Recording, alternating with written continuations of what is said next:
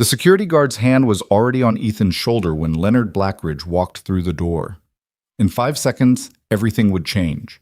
The CEO who'd ordered the removal would realize she'd just humiliated the only man who could save her company. The quiet engineer in the cheap jacket held evidence of a $100 million disaster nobody else had seen. And the billion-dollar deal everyone was celebrating, built on a lie so deep it would destroy them all. But before we get there, before the room explodes and careers end and empires shake, let me tell you how a single father nobody respected became the most dangerous person in that conference room.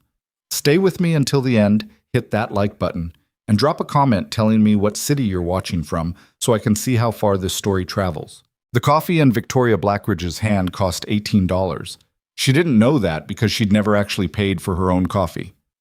Someone just brought it to her every morning at 7:15, the temperature perfect, the foam precise. That's what happened when you were 30 years old and ran a company worth $3 billion. Small details became invisible. She stood at the window of her corner office on the 42nd floor, watching the city wake up below. Seattle stretched out gray and beautiful, the morning fog just starting to burn off the harbor. In 3 hours, the biggest deal in Blackridge Technologies' history would be signed. In 3 hours, she'd prove to everyone, especially her father, that she'd earned this position through skill, not birthright. Her phone buzzed, another congratulatory message. She'd stopped reading them 2 days ago. Victoria? Her assistant Jennifer appeared in the doorway, tablet in hand. Conference room's ready. Investors are starting to arrive. The presentation? Loaded and tested, Daniel's already down there doing final checks. Victoria nodded, setting down the coffee she hadn't tasted. She caught her reflection in the window, charcoal suit that cost more than most people's monthly rent, hair pulled back sharp enough to cut glass, expression carefully neutral. Her father had taught her that. Never let them see what you're thinking, especially not today. The hallway to the executive conference wing felt longer than usual.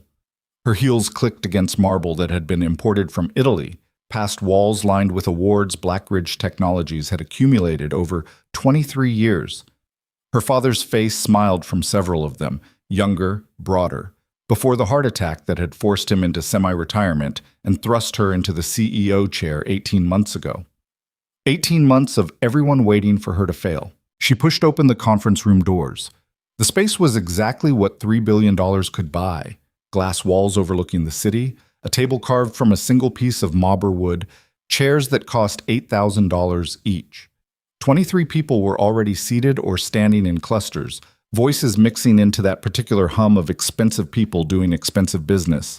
Daniel Cross saw her first. The vice president of strategic partnerships was 52, silver-haired, and had the kind of smooth confidence that came from never being told no. He crossed to her immediately. "Everything's set," he said, voice low. "Investors are happy. The numbers are solid. Legals signed off. This is happening." "My father?" "Not here yet. You know Leonard. He'll arrive exactly when he wants to." Victoria scanned the room. Executives from both companies, lawyers, the investment team from Singapore who'd flown 16 hours for this signing. Everyone who mattered. Then her eyes stopped. At the far end of the table, in the chair furthest from the head position, sat someone who absolutely did not belong. He was maybe 30, 35, dark hair that needed cutting, wearing a jacket that might have come from a department store clearance rack. No tie, no briefcase, just an old laptop, the kind with stickers peeling off the cover, sitting in front of him while he stared at the screen like the most important business deal of the decade wasn't happening 5 feet away. Victoria felt something cold move through her chest. She knew every person who was supposed to be in this room. She'd approved the list herself. "Daniel," she kept her voice quiet. "Who's that?" Daniel followed her gaze. His expression didn't change, but she saw something flicker behind his eyes. "Where?" End of the table, dark jacket. Daniel looked again, and this time she saw recognition. And something else. Irritation, maybe, or concern. "Nobody," he said. "I'll handle it." But Victoria was already moving. She walked the length of the table with everyone watching, her heels loud in the suddenly quiet room. The man didn't look up from his laptop until she was standing directly beside him. Up close, he looked even more out of place. The jacket was definitely off the rack. His collar was slightly wrinkled. There was a coffee stain on his sleeve that he either hadn't noticed or didn't care about. Everything about him screamed mid-level employee who'd wandered into the wrong meeting. "Excuse me," Victoria said. Her voice had that particular edge she'd perfected, polite enough that nobody could call her rude, cold enough that the message was clear. "I don't believe you're supposed to be here." The man looked up. His eyes were tired. Not nervous, just tired, like he'd been awake for a very long time. "I need to talk to Leonard Blackridge," he said. Victoria blinked. The sheer audacity of it almost made her laugh. "Mr. Blackridge doesn't take walk-in meetings, especially not during partnership signings.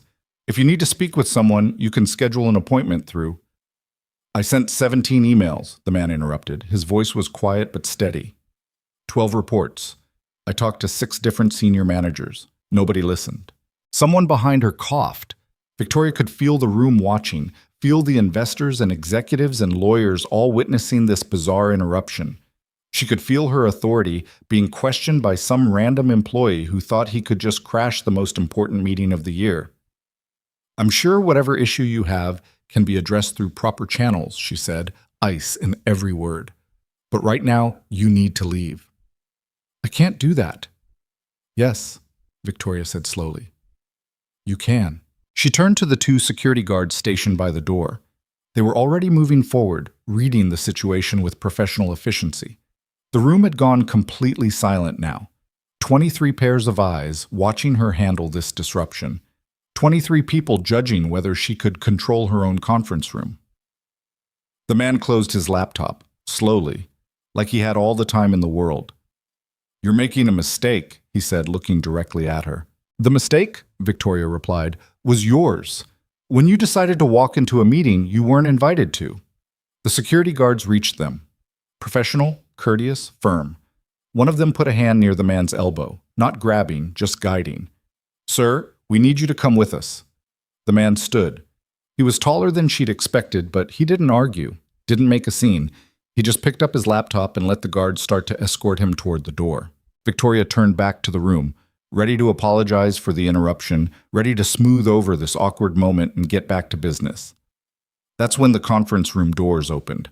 Leonard Blackridge walked in. Her father was 71 years old and moved like he was 50. Even semi-retired, even after the heart attack, he carried himself with the kind of presence that made rooms rearrange themselves around him. White hair, sharp suit, eyes that missed absolutely nothing. Those eyes found the security guards, found the man between them, found Victoria. The entire room held its breath. Leonard Blackridge crossed the space in 8 strides. He walked past Victoria without looking at her, walked past Daniel Cross and the investors and the lawyers, walked directly to the man the security guards were escorting out. "Let him go," Leonard said. The guards stepped back immediately. Leonard looked at this man for a long moment. Something passed between them, some understanding Victoria couldn't read. Then her father reached out, pulled out the chair directly to his right at the head of the table, and said 2 words that would replay in Victoria's head for years. "Sit here, son." The room didn't just go quiet. It went absolutely silent. The kind of silence where you could hear the building's ventilation system, hear someone's watch ticking, hear Victoria's heart hammering against her ribs. The man hesitated. Just for a second. Then he walked to the chair Leonard had indicated and sat down. Leonard took his own seat at the head of the table, looked around at the executives and investors with an expression that gave nothing away. "Sorry I'm late," he said calmly. "Had something important to take care of. Now, shall we begin?" Victoria's face burned. She stood frozen in the middle of the conference room while everyone found their seats, while the meeting she'd planned for 3 months started without her direction, while her father sat beside a complete stranger like it was the most natural thing in the world. She made herself walk to her chair, made herself sit down, made herself look professional even though she could feel the investors watching her, calculating, wondering what they'd just witnessed. Daniel leaned toward her, voice barely a whisper. "Did you know Leonard invited someone?" "No," Victoria said. The word came out harder than she intended. "Who is that guy?" "I don't know." And that was the worst part. She had no idea who this man was or why her father had just publicly overruled her in front of the most important business partners they'd ever had. The presentation began. Daniel stood, started walking through the slides they'd rehearsed a dozen times. The billion-dollar partnership with Singapore's largest tech investment firm, the expansion into Asian markets, the projected revenue growth that would cement Blackridge Technologies as a global leader. Victoria tried to focus, tried to look engaged while her mind raced through possibilities. Was this a test? Some kind of lesson her father was teaching her? Or had she genuinely just humiliated someone important in front of everyone who mattered? She snuck a glance at the man. He sat quietly, laptop closed now, watching Daniel's presentation with that same tired expression. He didn't look triumphant, didn't look smug, just watched, like he was waiting for something.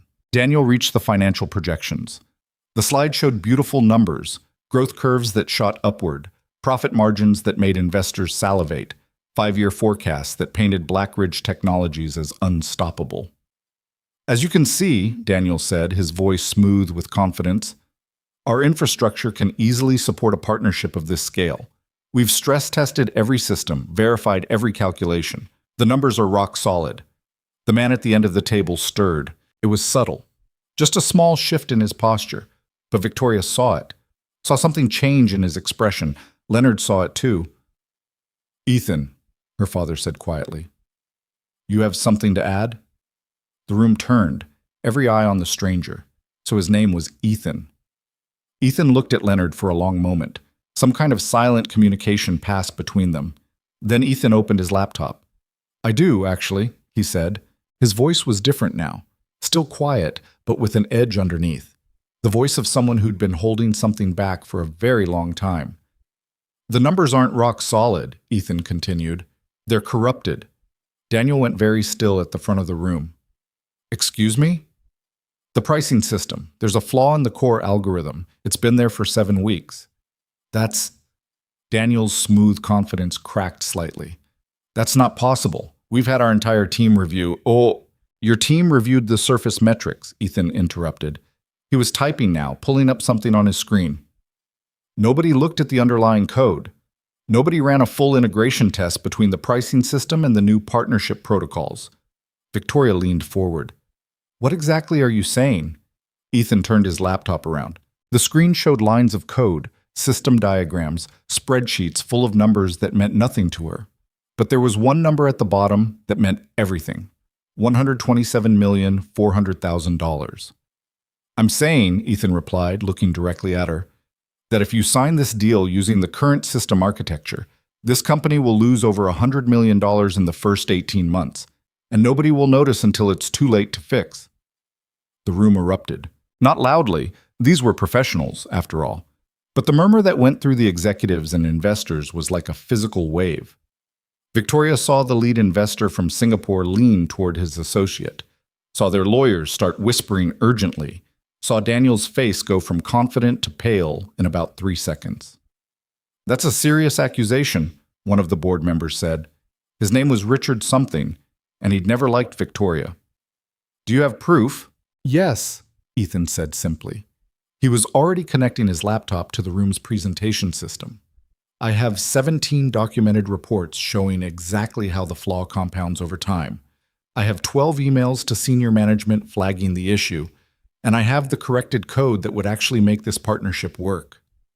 Daniel found his voice. This is absurd. We've had PricewaterhouseCoopers audit our systems. You had them audit last quarter's systems, Ethan said. His fingers moved across the keyboard with practiced efficiency. Before the integration update, before someone, he glanced at Daniel, pushed through a code change without proper testing to meet an artificial deadline. The temperature in the room dropped about 20 degrees. Victoria's mind was racing. This couldn't be happening. Not today. Not in front of the investors. Not after months of preparation and negotiation. And show us, Leonard said quietly. So Ethan showed them. For the next 45 minutes, Victoria watched a man she'd tried to throw out of the room systematically dismantle the deal she'd spent 3 months building. He walked them through the pricing algorithm, showed them exactly where the flaw originated, demonstrated how it would interact with the partnership's payment structure to create a cascading series of errors that nobody would notice until millions of dollars had already vanished into the gaps. He spoke clearly, methodically, like someone who'd rehearsed this presentation in his head 1,000 times, while nobody listened. The investors asked questions, hard ones. Ethan answered every single one. Daniel tried to interrupt twice, tried to offer explanations that sounded increasingly desperate. His smooth confidence had evaporated completely, replaced by something that looked a lot like fear. Because everyone in the room was beginning to understand the same terrible truth. The deal was broken, and the only person who'd seen it was a man nobody had respected enough to hear. At 11:47 a.m., the lead investor from Singapore stood up. "We need to caucus," he said. His English was perfect, his expression unreadable. Privately, Leonard nodded. "Of course. Conference room B is available. Take all the time you need." The investment team filed out. Then the lawyers, then most of the executives, leaving only the core Blackridge leadership, Victoria, Leonard, Daniel, and the board members who had actual decision-making power. And Ethan, the man sat quietly at the end of the table, laptop still open, looking exhausted. Victoria found her voice. "How long have you known?" Ethan looked at her. Those tired eyes didn't hold anger or resentment, just a kind of weary resignation. 7 weeks, he said. "I flagged it the day after the integration update went live. And you sent reports to everyone." He pulled up his email history, turned the screen so the room could see. Senior management, Daniel's team, the systems architecture group, IT oversight. I even tried to schedule a meeting with your office. Victoria's assistant had filtered that request out, along with hundreds of others, along with every piece of information that didn't fit the narrative that everything was perfect. She looked at Daniel. "Did you know about this?" Daniel's face had gone from pale to gray. "I received some preliminary concerns, yes, but they seemed minor. The kind of issues that could be resolved in normal system maintenance. I made a judgment call not to delay the partnership over..." "Minor?" Ethan's voice cut through the excuse like a blade. "I told you explicitly that the error would compound exponentially. I showed you the math. You showed me a worst-case scenario that required multiple unlikely..." "It wasn't unlikely." Ethan's composure cracked for the first time. "It was inevitable. The partnership structure guarantees the conditions that trigger the flaw. I explained that in 3 separate reports that you buried because admitting there was a problem would make you look bad." Silence. Daniel opened his mouth, closed it, opened it again. "I was trying to protect the timeline, he said finally. "We had investors waiting. The board had already approved. I believed our team could patch any issues during implementation." "You believed wrong," Leonard said quietly. The older man had been silent through most of the presentation, letting Ethan speak, letting the situation unfold. Now he leaned forward, hands folded on the table, and looked at his longtime vice president with something that might have been disappointment. "How many other reports have you buried, Daniel?" "I haven't buried anything. I've been managing information flow to prevent unnecessary panic over..." "How many?" Daniel's throat worked. "I don't have an exact ballpark. Maybe a dozen. Over the last year. Small issues that didn't require executive attention." "Small issues," Leonard repeated, "like a $100 million system flaw?" Daniel didn't answer. One of the board members, Patricia Chu, sharp and thorough, turned to Ethan. "Why didn't you escalate this further? If management wasn't listening, why not go directly to the CEO's office?" "I tried," Ethan said. 3 times. The appointment requests were denied. I was told to work through proper channels." Patricia looked at Victoria. Victoria felt her stomach drop, because she remembered now. Remembered Jennifer mentioning some systems engineer who kept requesting meetings. Remembered saying she didn't have time for mid-level technical issues. Remembered trusting that her executive team would handle anything important. "I didn't know," she said. The words sounded hollow even to her own ears. "No," Ethan agreed. "You didn't, because I don't look important enough to take seriously." The accusation hung in the air, quiet and devastating. Victoria wanted to defend herself, wanted to explain that she'd had 100 things demanding her attention, that she'd trusted her team to surface critical information, that she couldn't personally vet every employee concern. But Ethan was right. She'd judged him in 2 seconds, seen the cheap jacket and the old laptop and decided he didn't matter, had ordered him thrown out without asking a single question about why he was there. and that snap judgment had almost destroyed her company. "The investors are going to walk," Patricia said. She was looking at the closed door where the Singapore team had disappeared. "They just watched us demonstrate that our internal oversight is catastrophically broken. Even if we can fix the technical issue, the trust is gone." "We can rebuild trust," Victoria started, but even she could hear how weak it sounded. "Can we?" Richard leaned back in his $8,000 chair. "Because from where I'm sitting, we just proved that critical system flaws can exist for 7 weeks while management actively suppresses the warnings. That's not a technical problem. That's a cultural disaster." More silence. Leonard looked at Ethan. "Can you fix it?" Ethan rubbed his face. "The technical issue? Yes. I've already written most of the corrected code. It would take about 8 hours of focused work to implement and test." "And the partnership?" "If we rebuild the pricing integration correctly, the deal works. The core concept is sound. It's just the implementation that's broken." 8 hours, Leonard said thoughtfully. "And what happens to your evening?" The question seemed to catch Ethan off guard. "Sir, it's Thursday. You have somewhere to be?" Something shifted in Ethan's expression. "My son has a baseball game at 6:30. Victoria watched her father process this information, watched him see what she'd missed completely, that this wasn't just some random engineer, this was someone with a life, with responsibilities, with a 6-year-old son waiting for him to show up. "How old?" Leonard asked. "Noah's 6, first grade league." "You coaching?" "No, sir, just watching. He's playing right field." Leonard smiled slightly. "Right field. That's where they put my daughter when she was 6. Spent most of the game picking flowers." "Noah picks dandelions," Ethan said. The ghost of a smile crossed his tired face. "Brought me 12 of them last week." Victoria felt something crack in her chest. Because she'd been that girl in right field.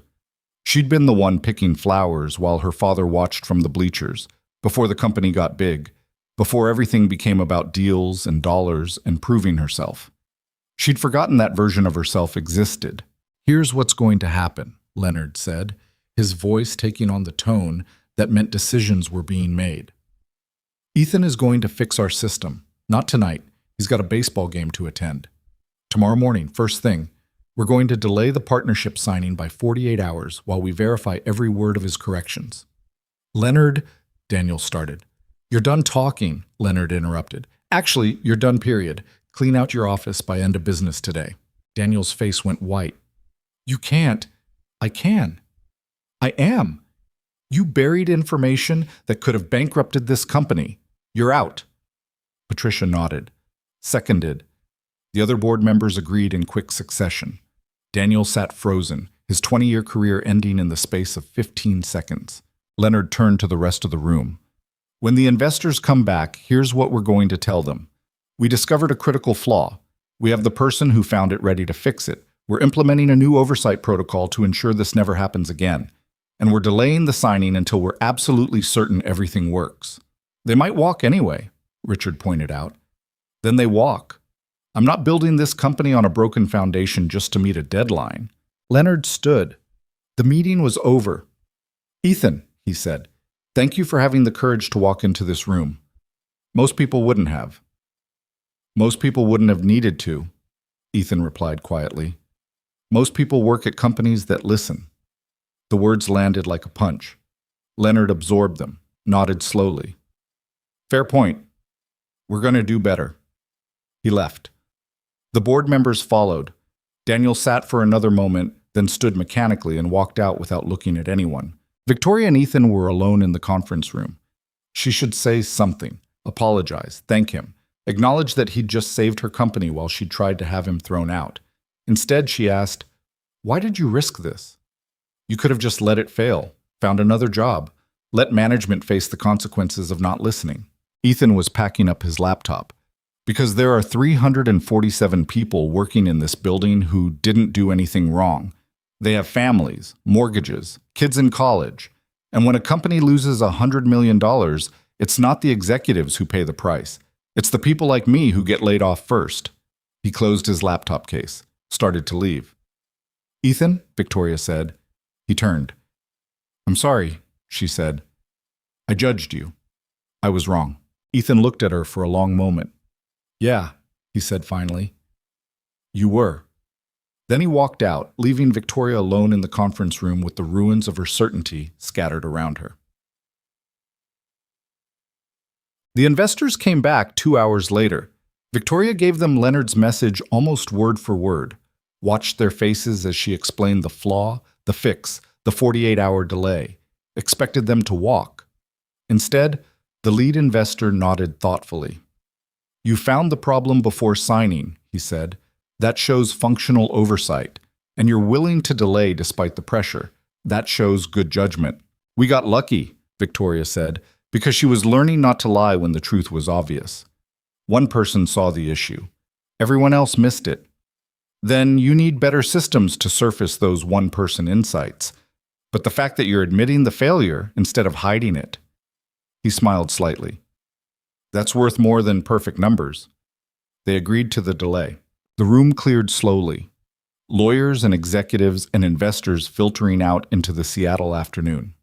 Victoria sat alone in her $8,000 chair and stared at the space where Ethan had sat. Her phone buzzed, a text from her father. Come to my office. Leonard's office was on the 43rd floor, corner position, with views that cost more per square foot than most people's homes. He was standing at the window when she arrived, hands in his pockets, watching the city. Sit, he said, without turning. Victoria sat. I knew about Ethan's reports, Leonard said finally. Not all of them, but enough. I've been watching him for 2 years. Watching him? He's different. Most engineers care about being right. Ethan cares about things working. Do you know the difference? Victoria thought about it. One is about ego. The other is about results. Close. One is about proving you're smart. The other is about making sure people don't get hurt. Leonard turned from the window. 3 years ago, Ethan lost his wife. Car accident. She was pregnant with their second child. He was left alone with a 1-year-old in a job that expected 70-hour weeks. Victoria's chest tightened. He could have left, found an easier position, taken the life insurance money and grieved in peace. Instead, he stayed, took a demotion to a position with better hours, spent every morning packing his son's lunch and every evening reading bedtime stories. And in between, he quietly fixed problems nobody else saw because making sure things worked right mattered more than climbing ladders. Why didn't you tell me? Because you needed to see it yourself. Needed to understand what you're missing when you judge people by their clothes and their titles. Leonard sat down across from her. I'm not going to be CEO forever, Victoria. Heart attack made that clear. When I hand you this company permanently, you need to be the kind of leader who listens to people like Ethan.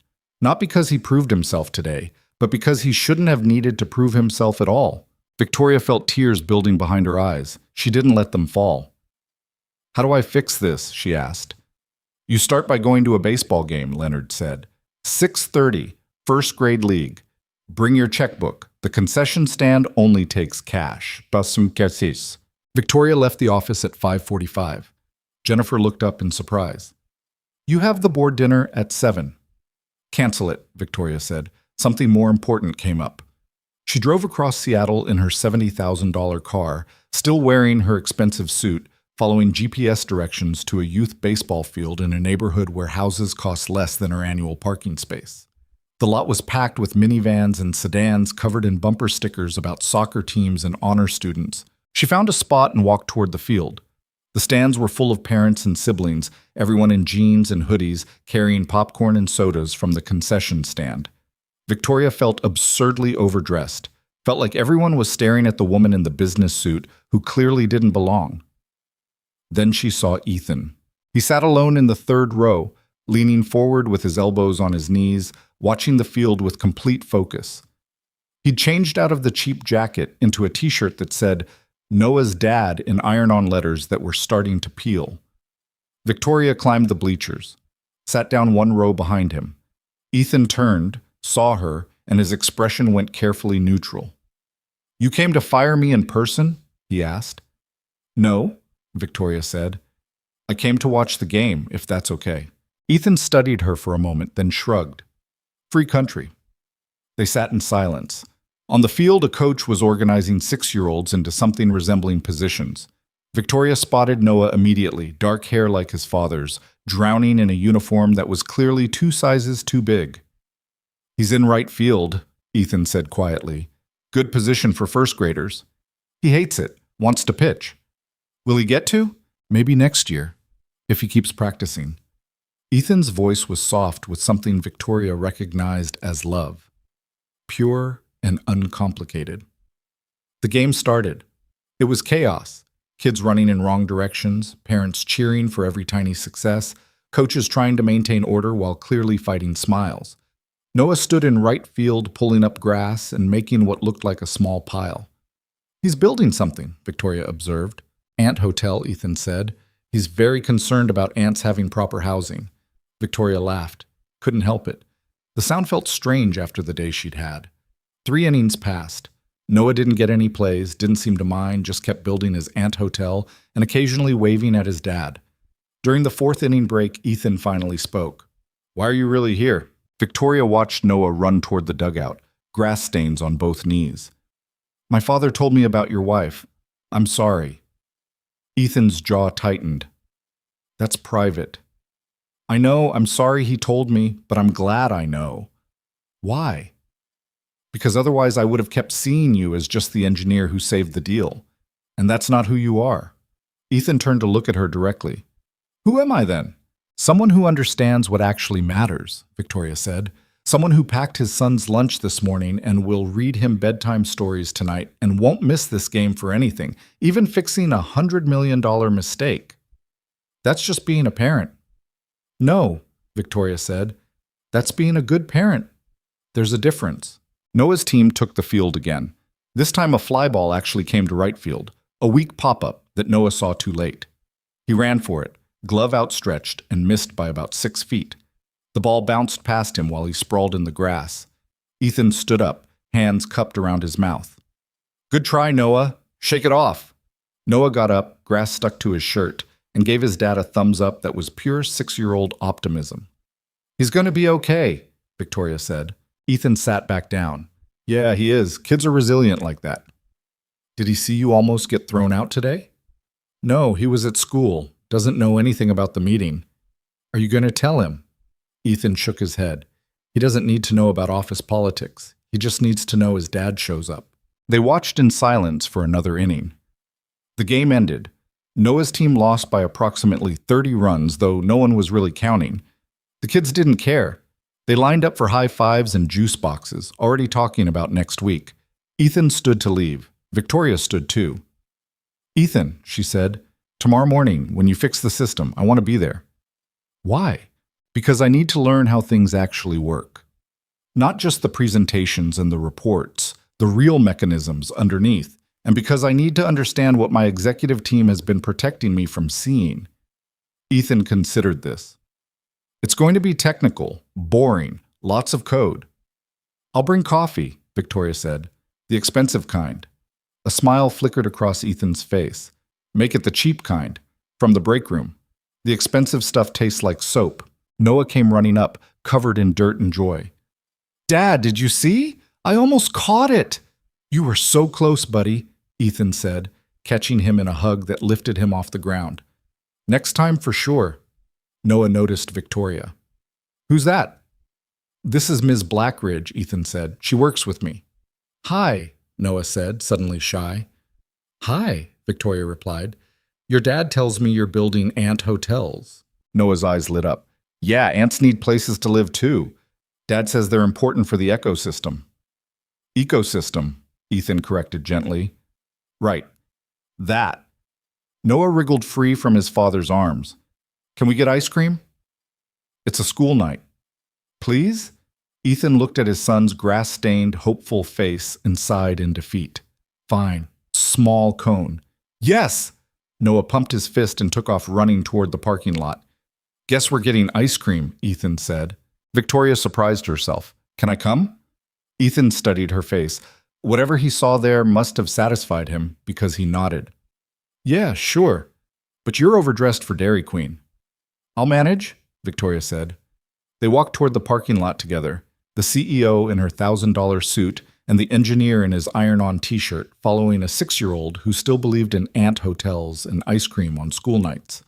Behind them, the field lights started going dark. Tomorrow they would fix a broken system. Tomorrow they would rebuild a partnership. Tomorrow they would start figuring out how to make a company that listened. But tonight, there was ice cream. And for the first time in 18 months, Victoria Blackridge thought maybe, just maybe, she was starting to understand what her father had been trying to teach her all along. The quiet people holding everything together deserved more than 2 seconds of judgment. They deserved to be seen. The Dairy Queen was packed with families celebrating Friday Eve with soft serve and chicken strips. Victoria sat in a plastic booth that had seen better decades, watching Noah demolish a chocolate cone that was already melting faster than he could eat it. The kid had chocolate on his nose, his chin, and somehow on his forehead. "You got some—" Victoria gestured vaguely at her own face. Noah grinned, revealing chocolate-covered teeth, and wiped his face with the back of his hand. This accomplished exactly nothing. Ethan handed him a napkin without looking up from his own vanilla cone. "Use this, buddy, not your shirt." "But my shirt's already dirty." "That's not the point." Victoria sipped her water. She hadn't ordered ice cream, felt too strange eating dessert in a business suit, and watched the easy rhythm between father and son. The way Ethan anticipated Noah's needs before the kid even voiced them. The way Noah leaned into his dad's space like gravity just naturally pulled him there. "Ms. Blackridge?" Noah was looking at her with those dark eyes that mirrored his father's. "Do you have kids?" "No," Victoria said. The word came out sharper than she intended. "Why not?" "Noah," Ethan warned. "That's personal." "It's okay," Victoria said, though it wasn't really. "I've been busy with work." Noah processed this with the brutal logic of 6-year-olds. "Work is more important than kids?" "No, that's not—" Victoria stopped. Because wasn't that exactly what she'd been saying for 18 months? For her entire adult life? "It's complicated." "That's what adults say when they don't want to answer," Noah observed, then went back to his ice cream. Ethan caught her eye. Almost smiled. Almost. Victoria's phone buzzed. She glanced at it, Jennifer, asking about rescheduling the board dinner. She silenced it. "You can take that," Ethan said. "It can wait." "Can it?" Victoria set the phone face down on the table. "Yes, it can." They sat in silence for a moment. Around them, the Dairy Queen hummed with normal life. Tired parents, sugar-high kids, teenagers on first dates trying to look casual. Nobody here cared about billion-dollar deals or partnership agreements or corporate hierarchies. "Tomorrow morning," Victoria said quietly. "What time should I be there? 6? I am? That's when I start. Before Noah wakes up. I work till 7:30, go home, get him ready for school, drop him off, come back by 9. Victoria did the math. "You do that every day?" "Every weekday." "Weekends are different. He sleeps till 8 if I'm lucky." "And you've been doing this for 3 years?" Ethan nodded, focused on helping Noah with a particularly drippy section of cone. "How?" Victoria asked. The question was bigger than she meant it to be. Ethan looked at her. "You just do, because the alternative is not doing it, and that's not an option." Noah finished his ice cream and immediately started fidgeting. "Dad, can I go play?" There was a small play area in the corner, a sad plastic slide and a climbing structure that had been there since the 90s. 3 other kids were already making maximum noise with minimum supervision. "Go ahead," Ethan said. "Stay where I can see you." Noah bolted. Alone with Ethan, Victoria felt the weight of the day settle onto her shoulders. "I want to ask you something, and I need you to be honest. Okay? How many other problems has Daniel buried?" Ethan's jaw tightened. "You really want to know?" "Yes. 17 that I know of personally, probably more that never crossed my desk." Victoria felt sick. 17. Most were smaller, security patches that got delayed, user interface bugs that annoyed people but didn't break anything critical, a few vendor contracts that were hemorrhaging money through bad terms. Ethan turned his paper napkin into small, precise shreds. The pricing system was the biggest. But it wasn't the first time critical information got buried because acknowledging problems made someone look bad. "Why didn't you go around him?" "I tried. 3 times. Got shut down by HR for failing to respect chain of command." The bitterness in his voice was quiet but deep. "After the 3rd time I stopped trying, figured I'd just fix what I could fix and keep my head down. Until today." until I realized keeping my head down meant watching 300 people lose their jobs. Ethan looked toward the play area where Noah was trying to climb the slide backwards. I've been laid off before, when Noah was 2. Took me 4 months to find new work.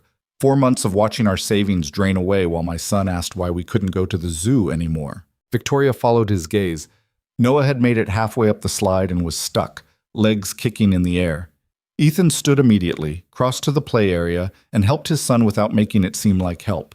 Just casual guidance that let Noah feel like he'd done it himself.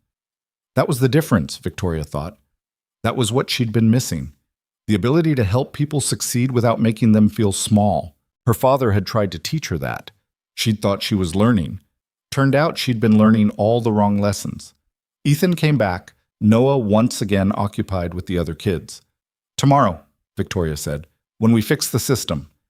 I want you to show me everything, not just the pricing flaw, everything Daniel buried, every problem, every warning, every concern that got dismissed. That's going to take more than 8 hours.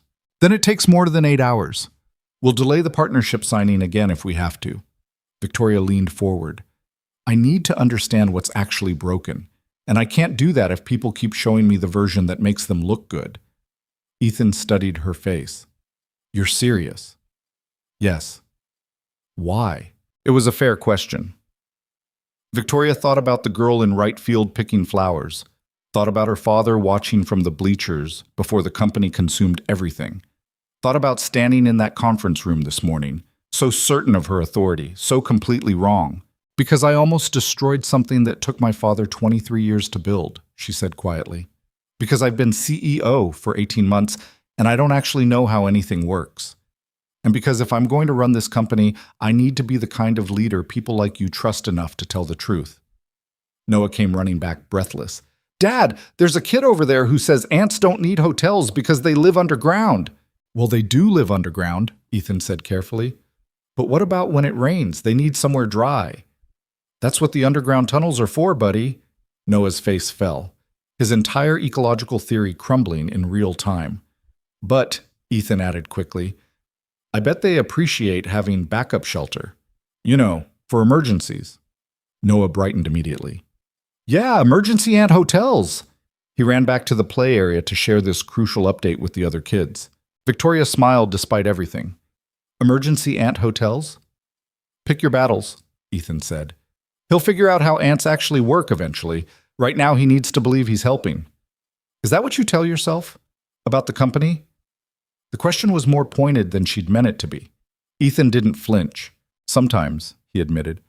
Mostly I just tell myself that if I can keep one system from breaking, one process from failing, one disaster from happening, then I've done something that matters, even if nobody notices. I noticed, Victoria said. Eventually. Yeah, eventually. Ethan checked his watch. We should go. Noah's bedtime is 8:30, and he still needs a bath. They gathered their trash and headed for the exit. In the parking lot, Victoria's Mercedes looked absurd next to Ethan's 10-year-old Honda Civic with the car seat in back and the Spider-Man sunshade in the rear window. Noah was already half asleep, draped across his father's shoulder like a very heavy scarf. 6 a.m., Ethan confirmed. Conference room 3. Bring that cheap coffee. I'll be there, Victoria said. She watched them drive away. The Civic's right taillight was out, she noticed, and sat in her car for a long moment before starting the engine. Her phone showed 47 missed notifications. She ignored them all.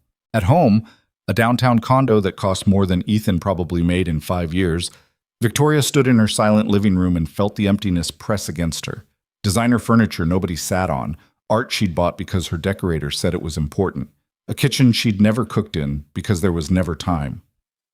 She thought about Noah's chocolate-covered face, about emergency ant hotels, about a father who worked 12-hour days and never missed bedtime. Then she went to her laptop and started reading everything she could find about Blackridge Technology's internal structure. Every department, every manager, every process she'd been too busy to learn when she took over because she'd assumed understanding the business meant understanding the numbers. She read until 3 a.m. At 5:30, she got up, showered, and dressed. Not the power suit this time. Jeans and a sweater that had been sitting in her closet unworn for 2 years. She looked at herself in the mirror and barely recognized the woman looking back. Good, she thought. Time to meet someone new. The office was almost empty when she arrived at 5:45. Just the overnight security guard and a few early engineers getting a head start on their day. She found conference room 3, a smaller space than the executive wing, no marble or imported wood, just functional furniture and whiteboards covered in technical diagrams. Ethan was already there. He'd set up 3 monitors, spread papers across every available surface, and was deep into code that looked like ancient hieroglyphics to Victoria. 2 coffee cups sat beside his laptop, both from the break room, both already empty. "You actually came," he said without looking up. "I said I would." People say a lot of things. Victoria set down the break room coffee she'd brought, 2 cups, black, and the cheap styrofoam that would definitely give them cancer eventually. "Then let me be someone who does what she says." Ethan took one of the cups, sipped it, and made a face. "Still tastes like soap." "You're the one who requested it." "I said it was better than the expensive stuff. Didn't say it was good." But he drank it anyway. For the next 2 hours, Victoria got a crash course in everything she'd never understood about the company she supposedly ran. Ethan walked her through the pricing system architecture, explaining in terms simple enough that she could follow, but complex enough that she grasped the scope of what had almost gone wrong. "See this?" Ethan pointed to a section of code. "This is where the integration update created a recursive loop. Every time the system processes a bulk partnership order, it recalculates the pricing tier. But it wasn't resetting the baseline, just adding the new calculation on top of the old one." "Like compound interest," Victoria said. "Exactly. Except instead of your savings growing, our costs were growing. By month 18, the discrepancy would have been massive enough that auditors would notice. By then, we'd already be locked into contracts we couldn't break without penalties that would bankrupt the company," Victoria finished. "Close to it." Victoria stared at the code. To her, it was still mostly gibberish, lines and brackets and terms she didn't know, but she understood the principle, the danger. How did Daniel's team miss this? They didn't miss it. They saw it and decided it was acceptable risk. Ethan pulled up an email chain, turned the screen toward her. "Look, here's the systems architect flagging the recursion issue. Here's the project manager saying they'll address it in the next patch cycle. Here's Daniel overruling them both because delaying the integration would push back the partnership timeline." Victoria read through the exchange, felt her stomach drop with each message. "He chose the deadline over the safety check," she said. "He chose looking good over doing good," Ethan corrected. "There's a difference." At 7:15, Ethan's phone alarm went off. "I need to go get Noah ready," he said, already packing up his laptop. "Can I come?" Ethan stopped. "To my house?" "Yes. Unless that's... If that's too invasive, I understand. I just want to see what your morning actually looks like." Ethan considered this for a long moment. "It's not glamorous." "I don't need glamorous. I need real." "Okay," Ethan said finally. "But Noah's not a morning person. Fair warning." Ethan's house was a small 2-bedroom in a neighborhood that had seen better days but was trying hard to come back. The lawn needed mowing, the paint needed touching up. But there were flower boxes under the windows with actual flowers in them, and a bicycle with training wheels on the front porch. Inside was chaos, not dirty chaos. Everything was relatively clean, but lived-in chaos. Shoes by the door, backpack on the couch, drawing papers covering the kitchen table, a blanket fort in the corner of the living room that looked permanent. "Noah!" Ethan called up the stairs. "Time to get up, buddy." A groan from the second floor. "Not a negotiation. School day." Another groan, this one more theatrical. Ethan looked at Victoria. "Coffee? It's the same break room stuff. I buy it in bulk." "Sure." While Ethan started the coffee maker, Victoria looked around. The walls were covered with Noah's artwork, crayon drawings of stick figures and dinosaurs, and what might have been the solar system. One frame held a professional photo, Ethan, younger and smiling, with a woman who had dark hair and laugh lines around her eyes. She was pregnant, one hand on her belly, leaning into Ethan like he was magnetic north. "That's Sarah," Ethan said quietly. He'd come up behind her without Victoria noticing. "Taken about 2 weeks before the accident." "She's beautiful." "Yeah, she was." Ethan's voice was careful, controlled. "Noah doesn't remember her much. He was so young. I show him pictures, tell him stories, hope it's enough." "Does he ask about her?" Sometimes, usually when other kids talk about their moms, I tell him the truth, that she loved him, that she'd be proud of him, that leaving wasn't her choice. Footsteps thundered down the stairs. Noah appeared, pajamas on backwards, hair sticking up in 12 directions, looking extremely unhappy about being conscious. He saw Victoria and stopped. "Why is work lady here?" "Miss Blackridge," Ethan corrected, "and she's helping Dad with a project." "At our house?" "At our house." Noah processed this with sleepy 6-year-old logic, shrugged, and shuffled to the kitchen table. Ethan put a bowl of cereal in front of him. Noah stared at it like it had personally offended him. "Not hungry," he mumbled. "3 bites minimum," Ethan said. It was clearly a familiar negotiation. 2 bites. 3. 2.5. Noah. The kid picked up his spoon with the enthusiasm of someone facing execution and took the world's smallest bite. Victoria watched Ethan move through the morning routine with practiced efficiency. While Noah pretended to eat, Ethan packed lunch, sandwich, apple slices, the kind of juice box that came in bulk from wholesale stores. He signed a permission slip for a field trip, found Noah's homework folder, and somehow located the kid's left shoe, which had mysteriously ended up in the bathroom. "Teeth," Ethan said. Noah trudged back upstairs. "He's always like this?" Victoria asked. "Every morning. Takes it after his mom. She wasn't a morning person either." Ethan smiled at the memory. "She used to say mornings were proof that the universe had a cruel sense of humor." "How do you do it? Every day?" Ethan looked at her. "What else would I do? He's my son. This is life. You just show up." Noah came back down, teeth theoretically brushed, wearing his backpack like it weighed 90 pounds. "Ready?" Ethan asked. "No." "Too bad. Let's go." They piled into the Civic, Victoria following in her Mercedes, and drove to Noah's elementary school. The drop-off line was full of parents in various states of mourning survival. Ethan pulled up to the curb, turned to Noah in the back seat. "What do we do today?" He asked. "Our best," Noah recited dutifully. "And if someone is mean, tell a teacher. And if someone is sad, be kind. That's my boy." Ethan held up his hand. Noah high-fived it with dramatic flair. "Love you, Dad." "Love you too, buddy. Have a good day."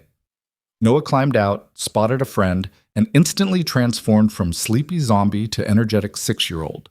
Ran toward the school entrance without looking back. Ethan watched until Noah was inside, then pulled away from the curb.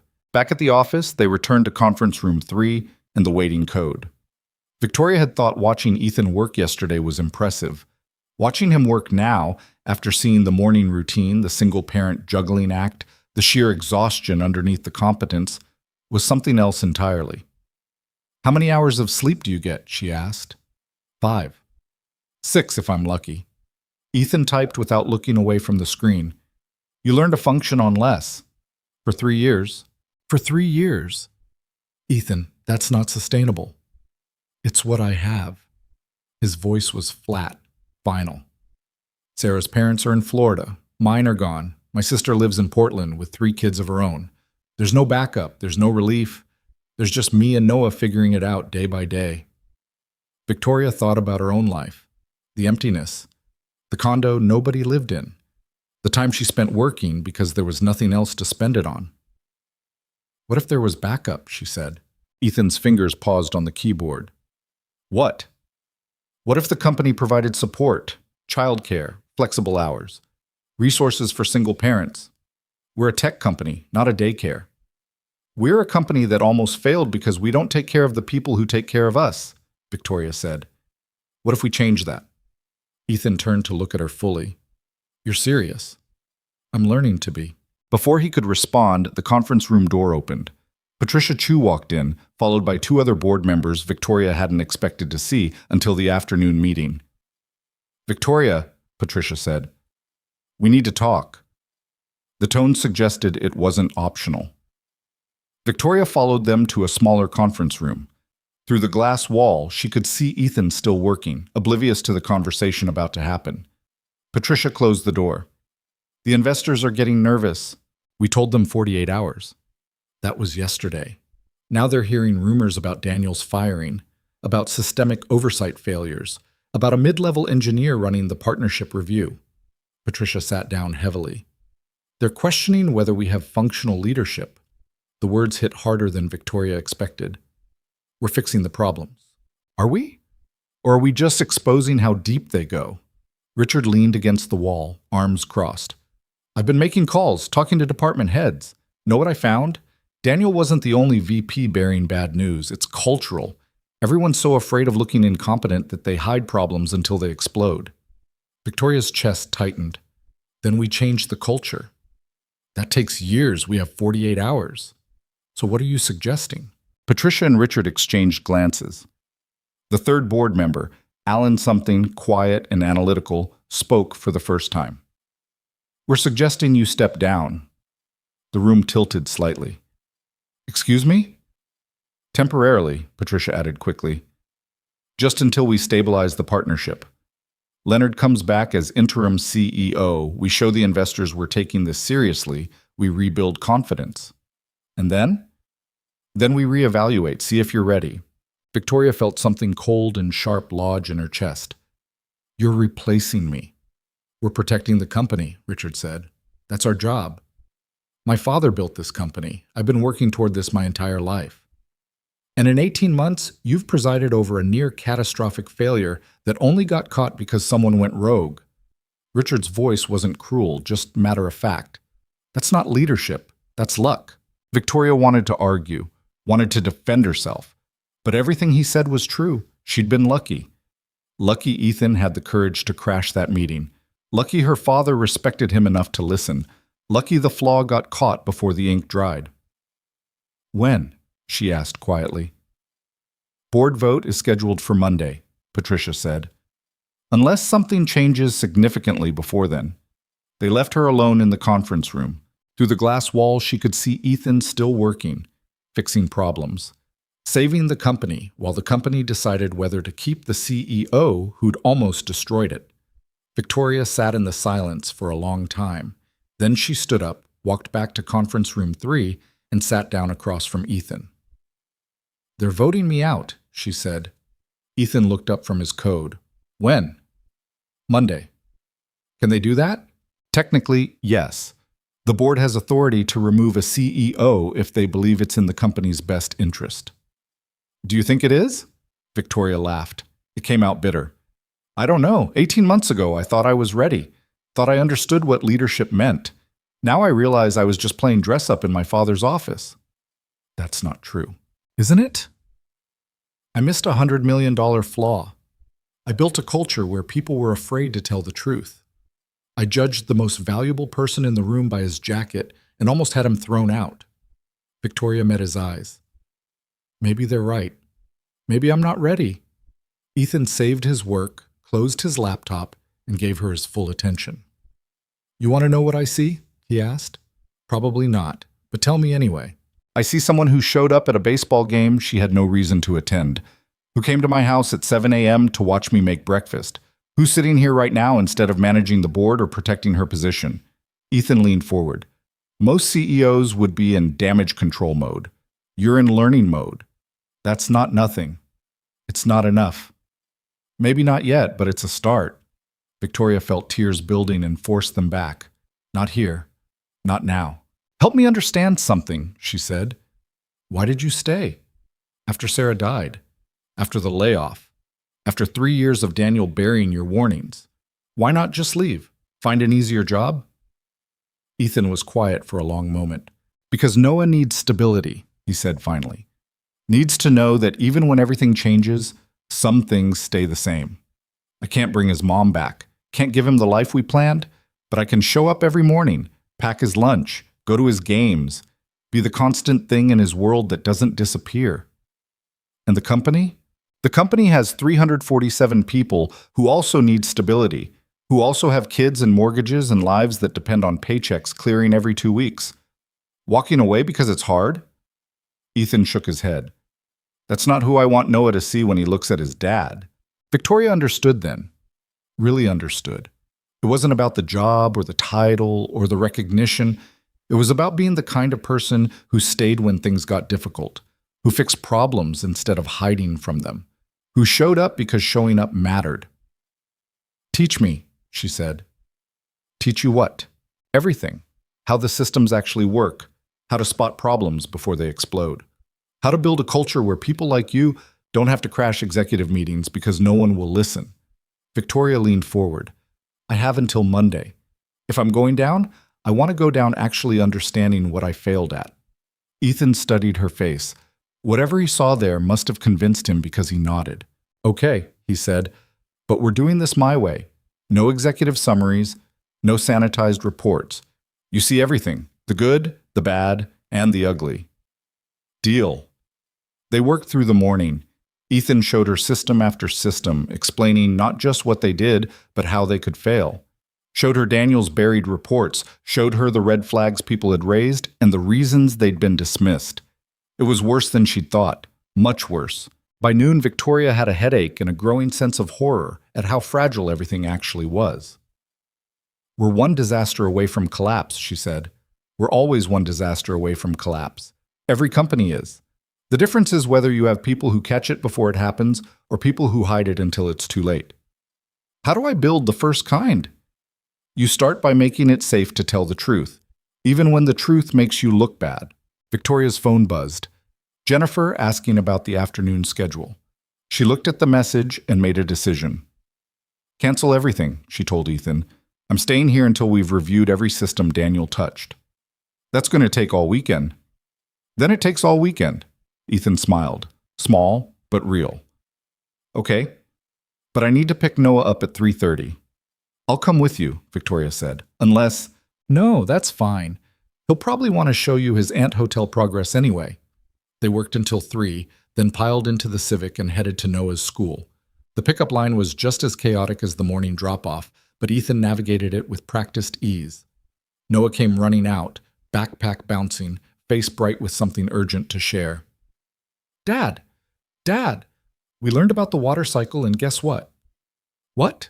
Rain comes from clouds, but clouds come from water, which means rain is recycled.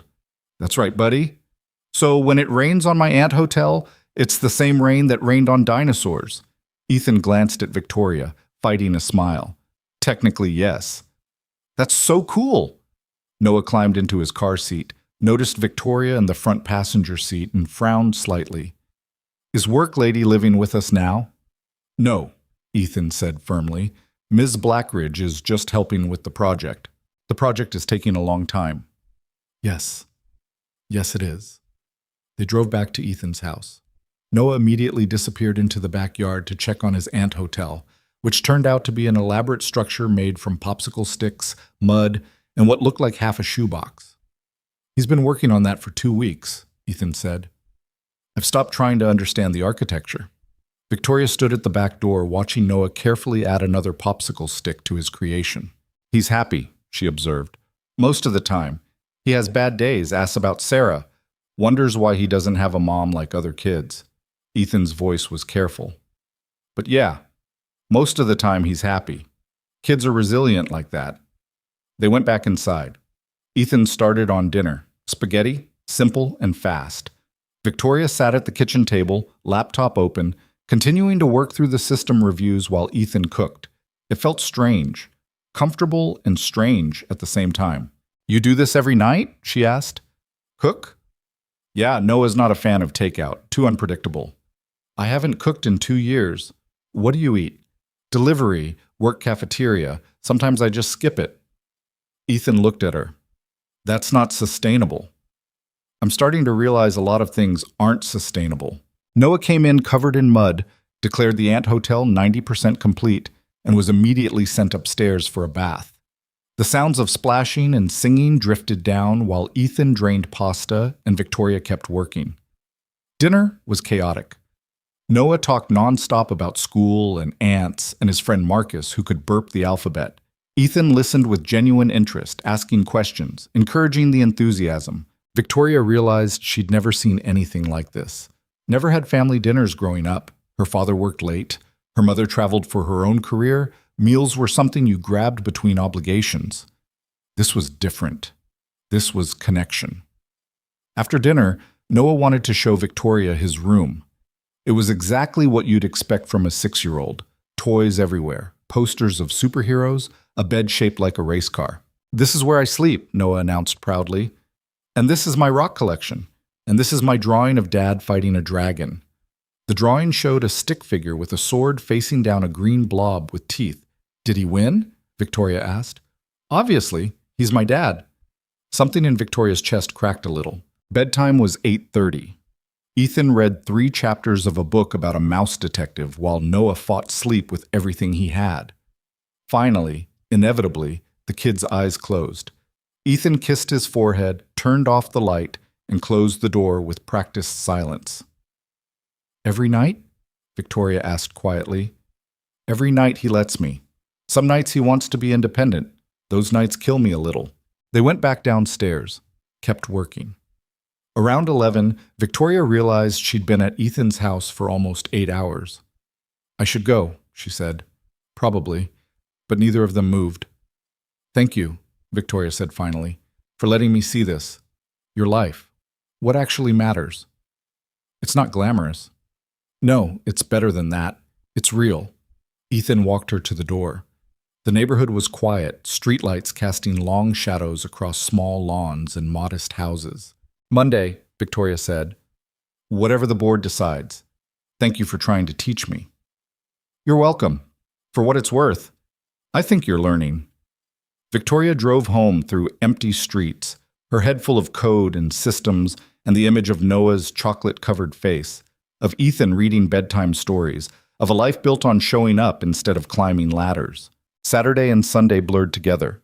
Victoria spent both days in conference room 3 with Ethan, reviewing systems, documenting problems, building a complete picture of what needed fixing.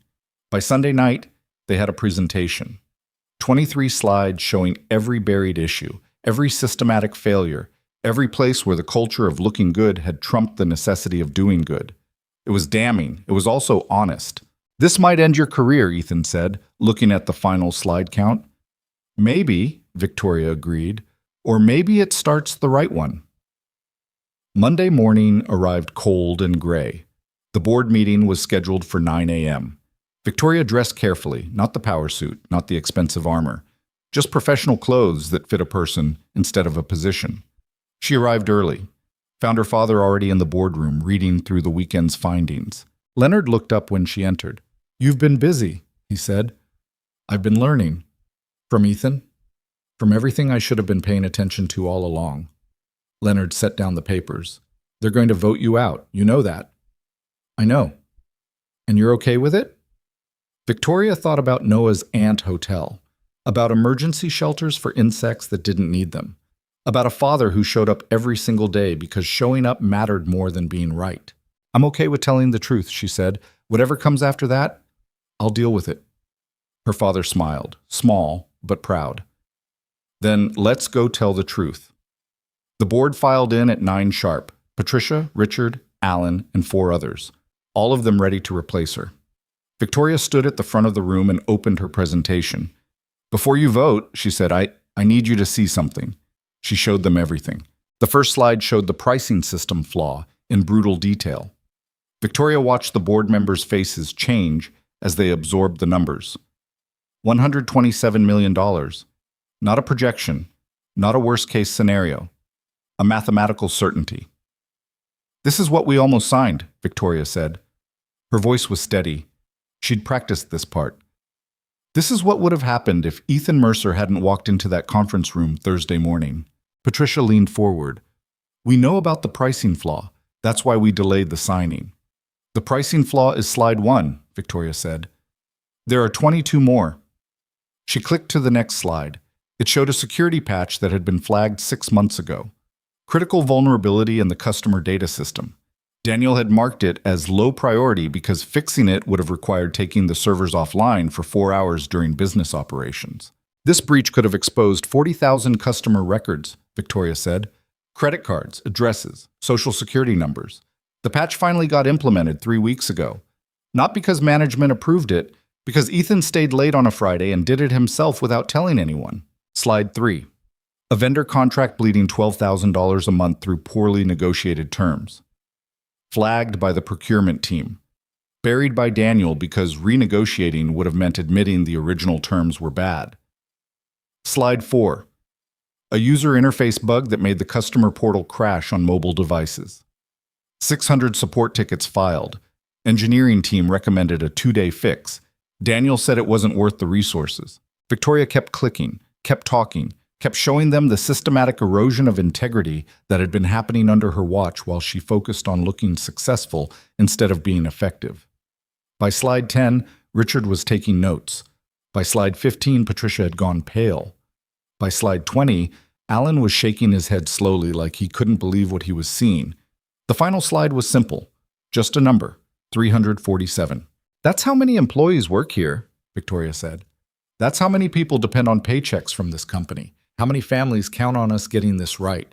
And for 18 months, I've been so focused on proving I deserve this job that I forgot the job isn't about me. It's about them. She closed the laptop. You came here to vote me out. You should.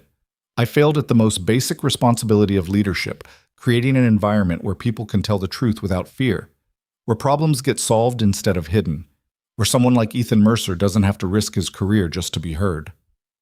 The room was absolutely silent. But before you vote, Victoria continued, I need you to understand something. Replacing me doesn't fix this. The culture that let this happen doesn't live in my office. It lives in every department, every level, every conversation where someone decided looking good mattered more than doing good. We can bring my father back as CEO. We can hire someone from outside. But unless we fundamentally change how this company works, we'll be right back here in another 18 months with different problems and the same failures. Ugot. She sat down. Leonard was watching her with an expression she couldn't read. Patricia spoke first. What are you proposing? A complete cultural audit, Victoria said. Every department, every process, every place where information flows upward. We find out where the bottlenecks are, where people are afraid to speak up, where problems get buried, and we fix it, not with memos or new policies, with actual structural change. That's going to take months, Richard said. Yes, it is. The investors won't wait months. Then we're honest with them. We show them this presentation. We tell them we found systemic problems, and we're fixing them properly instead of putting Band-Aids on bullet wounds. Alan tapped his pen against his notepad. And if they walk, then they walk. But at least we'll still have a company worth investing in when we're done. Patricia looked at the other board members. Some kind of silent communication passed between them. We need to discuss this privately, she said. Victoria stood. Of course, I'll be in my office. She walked out with as much dignity as she could manage. Her father followed her into the hallway. You know they're still probably going to vote you out, Leonard said quietly. I know. And you're okay with that? Victoria thought about the question, really thought about it. I don't know if I'm okay with it, she said finally, but I know it's the right thing to do. Show them what's actually broken. Let them decide. That's what leadership should be. When did you figure that out? Somewhere between watching Ethan pack his son's lunch and realizing I've been playing CEO instead of being one. Leonard smiled. There's hope for you yet. They walked toward the elevators together. Victoria's phone buzzed, a text from Jennifer asking if she needed anything. She typed back a quick reply, then stopped. Dad? Can I ask you something? Always. Why didn't you tell me about Ethan before? About his wife? About what he'd been dealing with? Leonard pushed the elevator button. Because you needed to see it yourself. Needed to understand that the people who matter most are usually the ones we notice least. I could have told you that 100 times. Wouldn't have meant anything until you learned it the hard way. The elevator arrived. They stepped in. I'm sorry, Victoria said, for almost destroying what you built. You didn't almost destroy it. You almost let someone else destroy it. There's a difference. Leonard looked at her. And now you know better. That's what matters. The elevator doors opened on the executive floor. Victoria headed toward her office, stopped halfway there. I'm going to go find Ethan, she said. Good idea, her father replied. He's probably in conference room 3. That seems to be where all the actual work happens. Victoria found Ethan exactly where Leonard predicted. He was deep in code again, laptop surrounded by empty coffee cups and technical diagrams that looked like abstract art. He looked up when she entered. How'd it go? About how you'd expect. They're deciding whether to fire me. Are you okay? Victoria sat down across from him. I showed them everything, all 23 slides, all the buried problems, all the ways we've been failing. How'd they take it? Patricia went pale. Richard started taking notes. Alan looked like someone had punched him in the stomach. So about how I felt when I first found all this stuff. Yeah. Victoria rubbed her face. Can I ask you something? Sure. When you found all these problems, when nobody was listening, did you ever think about just walking away, letting it all collapse? Ethan was quiet for a moment. His fingers had stopped moving on the keyboard. Every day, he said finally, every single day I thought about updating my resume and finding somewhere that actually gave a damn. But you didn't. No. Why not? Ethan closed his laptop, gave her his full attention. Because I kept thinking about all the people who would get hurt if I did. Maria in accounting, who's putting her daughter through medical school. James in IT, who just bought his first house. Rachel in customer service, who's supporting her elderly parents. He paused. And I kept thinking about what I'd tell Noah when he asked me someday what I do for a living. Did I want to say I fixed problems, or that I walked away when fixing them got hard? That's a lot of weight to carry. Yeah, it is, but someone has to carry it. Might as well be me. Victoria's phone buzzed. Patricia. The board was ready. That's them, she said. Want me to come with you? The offer surprised her. You don't have to do that. I know, but you showed up at Noah's baseball game. Least I can do is show up for your firing. They walked back to the boardroom together. The board members were already seated, faces carefully neutral in that way that told Victoria the decision had been made. She sat down. Ethan stood against the wall, arms crossed, watching. Patricia spoke first. We've reviewed your presentation, we've discussed the findings, and we've reached a decision. Here it comes, Victoria thought. We're not removing you as CEO, Patricia said. Victoria blinked. What?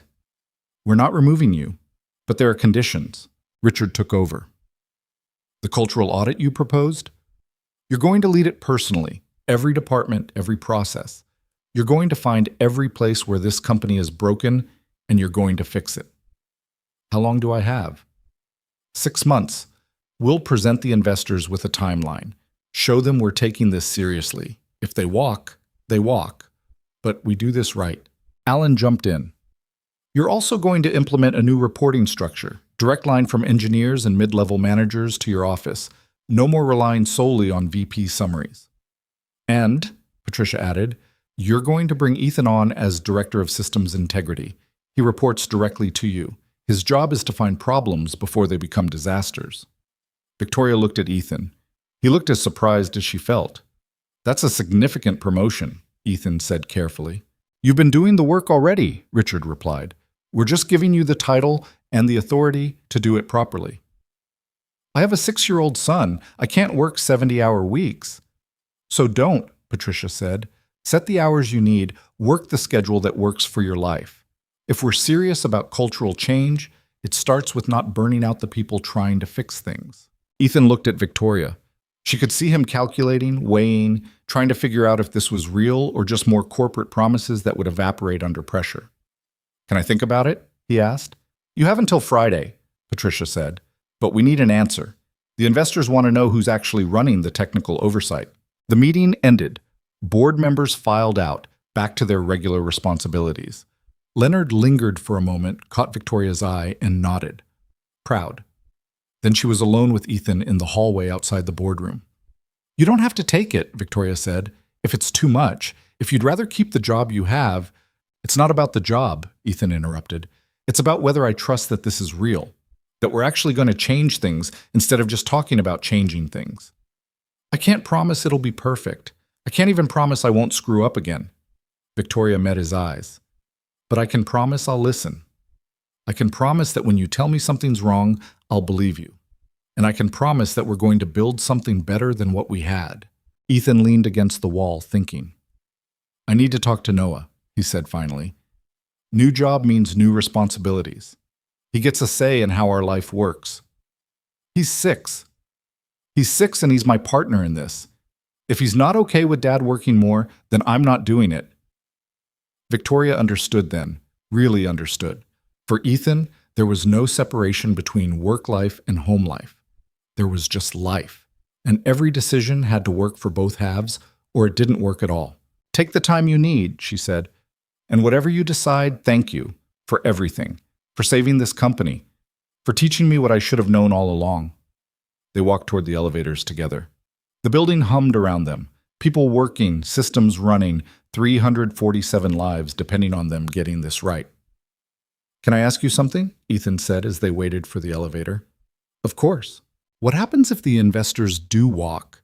If showing them all our problems scares them off? Victoria had thought about this extensively over the weekend. Then we find different investors, ones who value integrity over quick returns. And if we can't find those investors, we scale back. We get smaller. We get honest. We build something sustainable instead of something that just looks impressive. Your father would support that? My father taught me that. I just wasn't listening. The elevator arrived. They stepped in. I'll give you an answer by Wednesday, Ethan said. That okay? That's fine. And Victoria, for what it's worth, I think you're going to be good at this.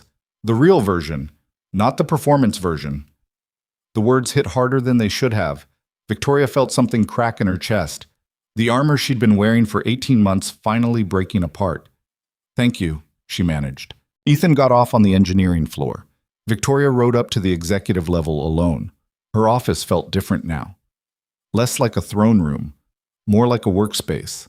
Jennifer appeared in the doorway. I heard you're staying. For now, they're giving me 6 months to fix everything that's broken. Everything? Everything. Jennifer sat down across from her. That's a lot. Yeah, it is. Victoria looked at her assistant, really looked at her for the first time in months. How long have you worked here? 3 years, started as a temp in HR, worked my way up. Do you like it here? The question seemed to catch Jennifer off guard. Most of the time, why? Because I'm about to ask you something and I need an honest answer. Not the answer you think I want to hear. The actual truth. Jennifer straightened slightly. Okay, when you filter my emails, when you decide what gets through to me and what doesn't, how many important things have I missed? Jennifer's face went carefully neutral, professional mask sliding into place. Jennifer, Victoria said gently. Honest answer. This is important. The mask cracked. A lot, Jennifer admitted. Maybe 24 requests a month from employees who have legitimate concerns but aren't important enough to take up your time. Or that's what I thought. Now I'm wondering if I've been screening out the exact people you should have been hearing from. Show me. What? Show me the last month of filtered requests. Everything you kept from reaching me. Jennifer hesitated, then pulled out her tablet and started scrolling. She turned it toward Victoria. The list was extensive. Engineers flagging technical concerns. HR managers reporting cultural issues. Department heads asking for guidance on problems their VPs weren't addressing. Victoria felt sick. This is just 1 month? That's actually light. Some months it's 50 or 60. And I told you to filter them? You told me to prioritize, to make sure you only dealt with critical issues. Jennifer's voice was quiet. I thought I was helping, making your job manageable. You were helping, Victoria said. You were doing exactly what I asked. That's the problem. I asked wrong. She took the tablet, started scrolling through the requests, found one from 3 weeks ago. An engineer in the data security team flagging unusual access patterns in the customer database. Did anyone follow up on this? Victoria asked. I forwarded it to Daniel's office. He said his team would handle it. Did they? I don't know. I assumed they did. Victoria opened her laptop, pulled up the security logs, searched for any record of the issue being addressed. Nothing. Get me the engineer who sent this, she said, and the entire data security team. Conference room 3. 1 hour. Jennifer stood. All of them? Every single person. Over the next hour, Victoria did something she should have done 18 months ago. She talked to the people actually doing the work. The data security team was 5 engineers, all mid-level, all looking nervous about being summoned to a meeting with the CEO. They filed into conference room 3 like students called to the principal's office. Victoria had grabbed Ethan on his way out. He stood against the wall, watching, understanding what she was trying to do. I'm not here to yell at anyone, Victoria started. I'm here to listen. 3 weeks ago, one of you flagged unusual access patterns. I want to know what you found.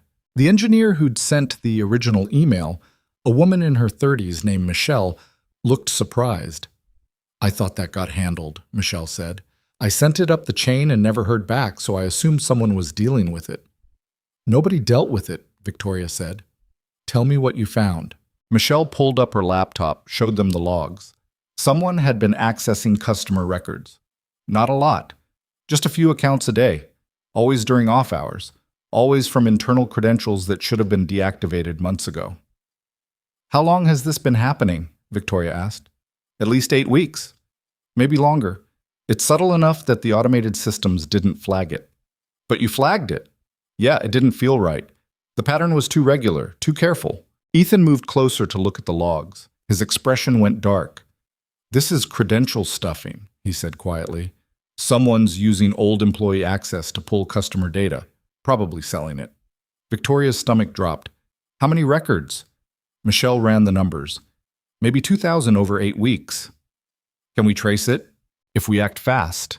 The access is happening through a VPN, but there's still metadata we can follow. But we'd need to move now before whoever's doing this realizes we're looking. Victoria pulled out her phone, called the head of IT security, told him to lock down the credentials immediately, called legal, called the board. Within 20 minutes, they had a team moving. By end of business, they'd traced the breach to a former employee who'd been laid off 6 months ago and still had active system access because nobody had bothered to audit the deactivated accounts. The damage was containable. Barely. 2,000 customer records exposed instead of 40,000, all because one engineer had paid attention and flagged something that felt wrong. Victoria looked at Michelle. Why didn't you escalate this when nobody responded? Michelle shrugged. I'm mid-level. I don't have escalation authority. And honestly, I've learned that pushing too hard just makes you the annoying person nobody wants to deal with. That changes today, Victoria said.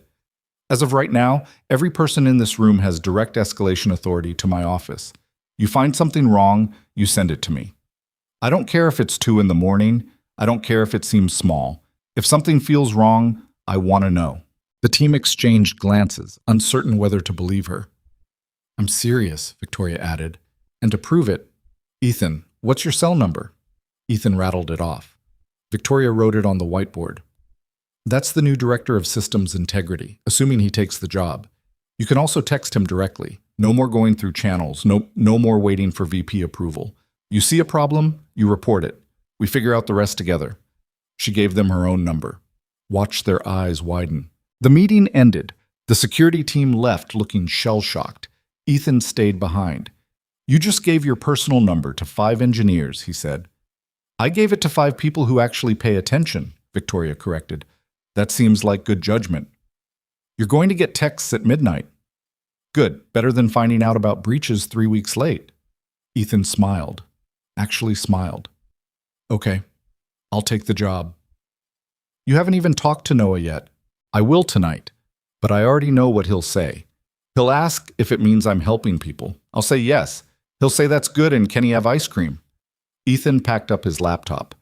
The kid's got his priorities straight. Victoria walked him to the elevator. Thank you, she said, for staying, for teaching me, for caring about this place even when it didn't care back.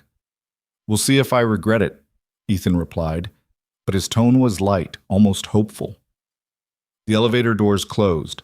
Victoria stood in the hallway for a long moment. Then she went back to her office and started making calls. First call was to the Singapore investors. She laid out everything, the pricing flaw, the buried reports, the security breach they'd just caught, the 6-month cultural audit, all of it. The lead investor was quiet for a long time after she finished. That's a lot of problems, he said finally. Yes, it is. Most companies would have hidden this, shown us the clean version. Most companies would have collapsed under the weight of their own lies eventually. I'd rather we deal with reality now. Another pause. We're going to need to discuss this with our board, the investor said. But I'll be honest, the fact that you're telling us this instead of hiding it, that means something. I'll send you the full presentation. Take whatever time you need. Second call was to Patricia Chu. We just caught a data breach, Victoria said. 2,000 customer records over 8 weeks. Former employee with active credentials. Patricia swore, quietly, but with feeling. Is it contained? She asked. As of 10 minutes ago, yes. We're notifying affected customers tomorrow. Legal is drafting the statements. How did we catch it? Mid-level engineer named Michelle flagged it 3 weeks ago. Got ignored. I finally saw her report today. 3 weeks ago? Victoria, this could have been... I know, but it wasn't. Because one person was paying attention and I finally started listening. Victoria pulled up her calendar. I'm scheduling meetings with every department head, every team lead, every person who reports to anyone. We're going to find out what else we've been missing. That's going to take weeks. Then it takes weeks. I've got 6 months. Might as well use them. Third call was to her father. They're keeping you, Leonard said. It wasn't a question. For now, conditional on fixing everything. How do you feel about that? Victoria thought about the question, about Michelle and the security team, about Ethan agreeing to stay, about giving out her personal number and meaning it. Terrified, she admitted, but also ready. Does that make sense? Perfect sense, her father said. That's what leadership actually feels like, being terrified and doing it anyway. She worked until 8 that night, then 9, then 10. Not because she was avoiding going home, because for the first time in 18 months, the work felt real, felt like it mattered. Her phone buzzed, a text from a number she didn't recognize. This is Michelle from security. Just wanted to say thank you for listening today. It meant a lot. Victoria typed back quickly. Thank you for flagging the breach. You saved us. Keep finding problems. I'm here. Another buzz. Different number. Hey, Ms. Blackridge. This is James from IT. Heard you're doing a cultural audit. I've got some thoughts about our ticketing system if you want to hear them. Send them over. All ears. By midnight, she'd gotten texts from 7 different employees, all of them sharing problems they'd noticed, issues they'd tried to flag, concerns nobody had taken seriously. Victoria read every single one, responded to each, made notes, started building a list. Around 1 a.m., her phone rang. Ethan, you're still working, he said. It wasn't a question. How did you know? Because I'm looking at my phone and you've been answering texts for 3 hours straight. Go home, Victoria. I'm almost done. You're never almost done. There's always one more email, one more report, one more problem. His voice was gentle but firm. You can't fix everything tonight. Tomorrow exists. I have so much to catch up on. I know, but you can't catch up if you burn out in week 1. Trust me, I've tried. Victoria looked at her computer screen, at the list of problems that had grown to 37 items, at the calendar full of meetings she'd scheduled for the next 2 weeks. How do you do it? She asked. Balance all of this? Badly, Ethan admitted, but I do it anyway, and the trick is knowing when to stop for the night, even when it feels like you can't afford to. When do you stop? Usually around 9, after Noah's asleep. I give myself an hour to finish up whatever's critical. Then I stop. Because tomorrow I have to get up at 6 and pack lunches and be a functional human, and that doesn't work on 3 hours of sleep. Victoria saved her work, started shutting down her computer. You're right, she said. I'm going home. Good. See you tomorrow, regular time. What's regular time? 9 a.m., after the school drop-off. Not 6, not 7, 9. That feels late. That's because you've been measuring productivity wrong. It's not about hours. It's about effectiveness. Victoria packed up her bag, turned off her office lights, and headed for the elevator. The building was almost empty, just security and a few engineers burning the midnight oil on their own projects. She drove home through quiet streets. Her condo still felt empty, but different now, like a space she was occupying temporarily instead of a prison she'd built for herself. She fell asleep thinking about ant hotels and emergency shelters and 6-year-olds who believed in helping even when it didn't make sense. The next morning, Victoria woke up at 7 instead of 5, made coffee in her own kitchen for the first time in months, sat at her counter and read through the night's emails without the usual panic. She got to the office at 8:30, still early, but not desperately early. Jennifer looked up in surprise. You're late? I'm on time. We've just been measuring wrong. Victoria spent the morning meeting with department heads, not to yell, not to assign blame, just to listen, to ask what was working and what wasn't, to find out where the gaps were between what executives thought was happening and what was actually happening. By noon, her list had grown to 63 problems. By end of day, it was 87. It should have been overwhelming, should have felt impossible. Instead, it felt like progress. Wednesday afternoon, Ethan showed up at her office. Noah was with him, backpack on, looking around at the executive floor with wide eyes. "School half day," Ethan explained. "Teacher training, hope you don't mind." "Not at all," Victoria smiled at Noah. "How's the ant hotel?" "Done," Noah announced proudly. "Now I'm building an ant hospital in case any ants get sick." "That's very thoughtful." "Dad says helping is important, even when nobody asks you to." Victoria met Ethan's eyes over Noah's head, saw him smile slightly. "Your dad is right," she said. Ethan steered Noah toward one of the chairs. "Sit here, buddy. Dad needs to talk to Ms. Blackridge for a minute." Noah climbed into the chair, pulled out a coloring book, and immediately became absorbed in giving a dinosaur purple spots. Ethan sat down across from Victoria's desk. "I talked to Noah about the new job," he said. "Explained it means Dad will have more responsibility, more meetings, maybe some late nights." "What did he say?" "He asked if it means I'm the boss of something. I said sort of. He asked if I get a crown. I said no." Ethan smiled. "Then he asked if it means we can still go to Dairy Queen on Fridays. I said yes. He said okay then." "Dairy Queen on Fridays is non-negotiable?" "Absolutely non-negotiable." Victoria pulled out a piece of paper, wrote something on it, and slid it across the desk. Ethan picked it up, read it, looked at her with surprise. "This is twice what I'm making now." "It's what the position pays. What you should have been making all along." "Victoria, this is market rate for a director of systems integrity with your experience and track record. Actually, it's probably low, but it's what budget allows right now." Ethan stared at the number. "I can put Noah in better after-school care, get him into that art program he's been asking about. Maybe fix the taillight on my car." "You should fix the taillight," Victoria said. "Safety issue." "Yeah." Ethan folded the paper carefully, put it in his pocket. "Okay, I'm officially in. When do I start?" "You already started. 4 days ago when you walked into that conference room. We're just making it official now." They shook hands, formal, professional. Then Victoria looked at Noah, still coloring peacefully. "Can I ask you something?" she said. "About being a parent." "Sure." "How do you know you're doing it right?" Ethan thought about the question. "You don't. You just keep showing up and hope that's enough. Why?" "Because I'm realizing that running a company is a lot like raising a kid. You can't control everything, can't prevent every mistake. You just have to show up, pay attention, and try to do better tomorrow than you did today." "That's pretty much parenting," Ethan agreed. "Except with companies, you can fire people who don't listen. With kids, you're stuck." Noah looked up from his coloring. "Dad, can I show Ms. Blackridge my dinosaur? If she has time." "I have time," Victoria said. Noah brought over his coloring book. The purple-spotted dinosaur was joined by a green pterodactyl and what might have been a volcano. "This is the dinosaur family," Noah explained. "They help each other even though they're different colors." "That's important," Victoria said seriously. "Yeah, Dad says different is good.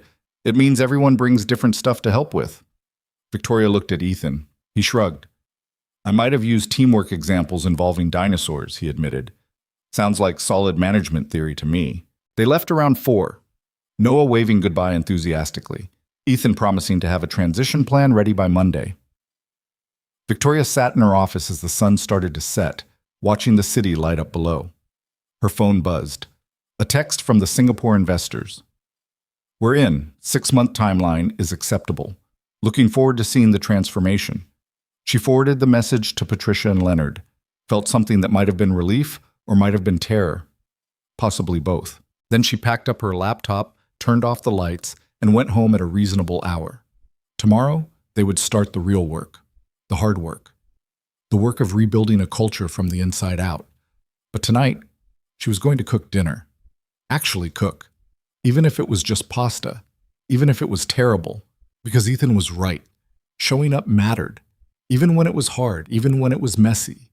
Even when you had no idea if you were doing it right. You just kept showing up. And somehow, that was enough. The pasta was terrible. Victoria stood in her kitchen at 9 p.m. staring at a pot of noodles that had somehow managed to be both mushy and undercooked at the same time. The sauce from a jar looked like it was separating. The garlic bread was burned on one side and raw on the other. She ate it anyway.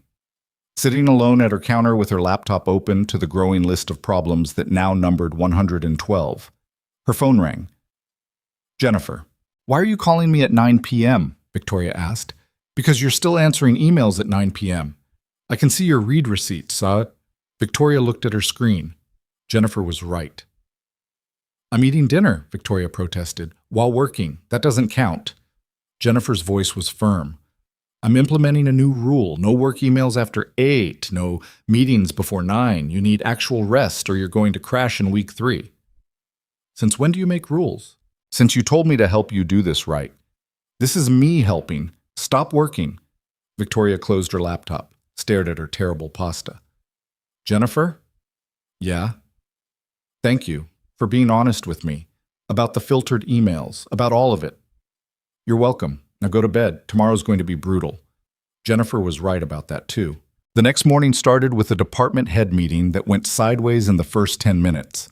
Victoria had asked each VP to bring a list of their biggest challenges. What she got instead was a carefully rehearsed presentation about how everything was fine and they just needed more budget. "Stop," Victoria said, cutting off the third VP mid-sentence. "This is exactly the problem. I didn't ask for a sales pitch. I asked for the truth." The room went quiet. Marcus Chen, VP of Engineering, shifted uncomfortably. "With respect, being too negative about our challenges makes us look human," Victoria interrupted. "It makes us look human. And right now, I need human.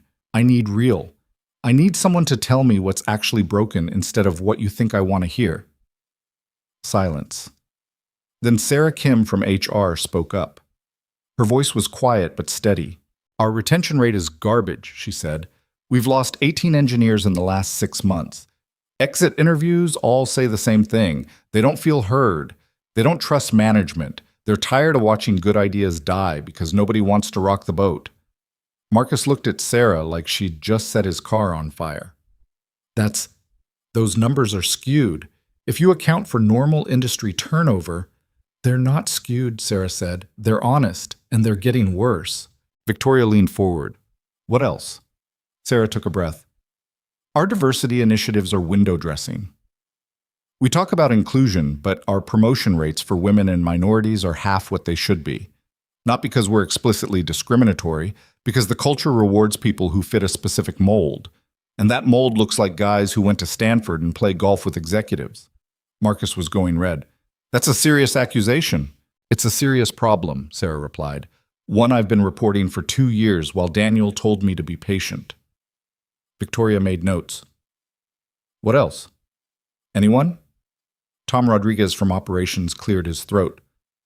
"Our vendor contracts are bleeding money. We're locked into agreements that made sense 5 years ago but are terrible now.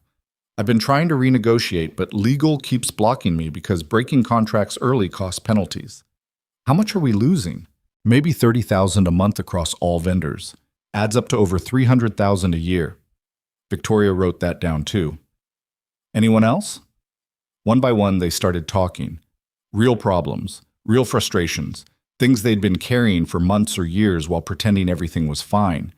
By the end of the meeting, Victoria had filled 6 pages with notes. "Here's what's going to happen," she said. "Sarah, you're going to put together a real diversity audit. Not the sanitized version. The actual data on who gets promoted, who gets listened to, who gets opportunities. Tom, you're getting authority to renegotiate those vendor contracts. Take the penalties if you have to.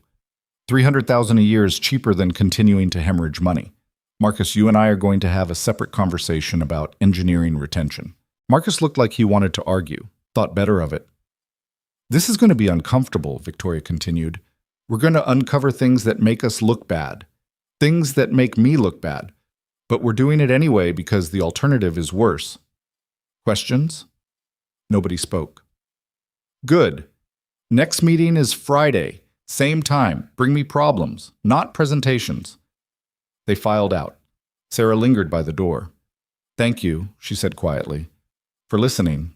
I should have been listening all along." Yeah, you should have, Sarah smiled slightly. But you're listening now. That's something. After she left, Victoria sat alone in the conference room for a long moment. Her phone buzzed. Ethan, how'd the VP meeting go? About as well as my pasta last night. That bad? Worse. At least the pasta didn't look at me like I'd betrayed them. Want to grab coffee? I'm in the building. 20 minutes later, they were sitting in the break room with the terrible coffee that somehow tasted better than the $18 stuff. Ethan had brought printouts, his transition plan for the new role. I've been thinking about structure, he said, spreading papers across the small table. Right now, problems only surface when they're already disasters. We need an early warning system. Like what? Weekly check-ins with every department. Not formal meetings, just quick conversations. What's working? What's not? What's keeping people up at night? No agenda, no presentations, just talking. That's going to take hours every week. Yeah, but it's cheaper than another $100 million mistake. Victoria studied the plan.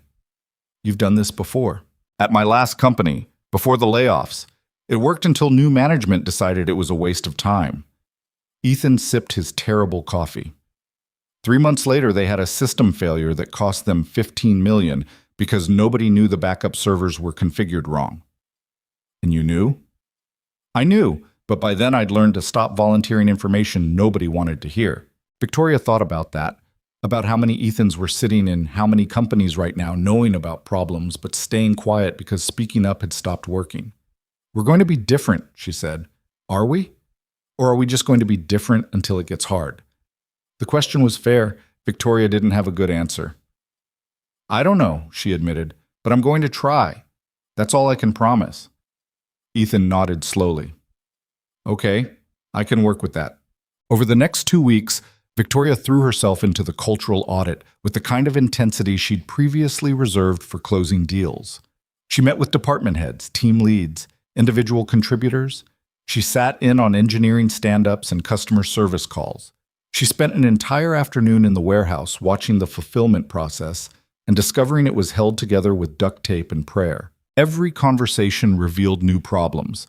Every meeting uncovered more cracks in the foundation. The list grew to 217 items. On Thursday of week 3, Victoria was in conference room 3 with Ethan, working through system architecture issues when her father walked in. Leonard looked older than he had a month ago, more tired. You're pushing too hard, he said without preamble. I'm barely keeping up. Exactly. You're trying to fix everything at once. That's not sustainable. Victoria rubbed her eyes. She'd been up until 2 a.m. reading incident reports. What am I supposed to do?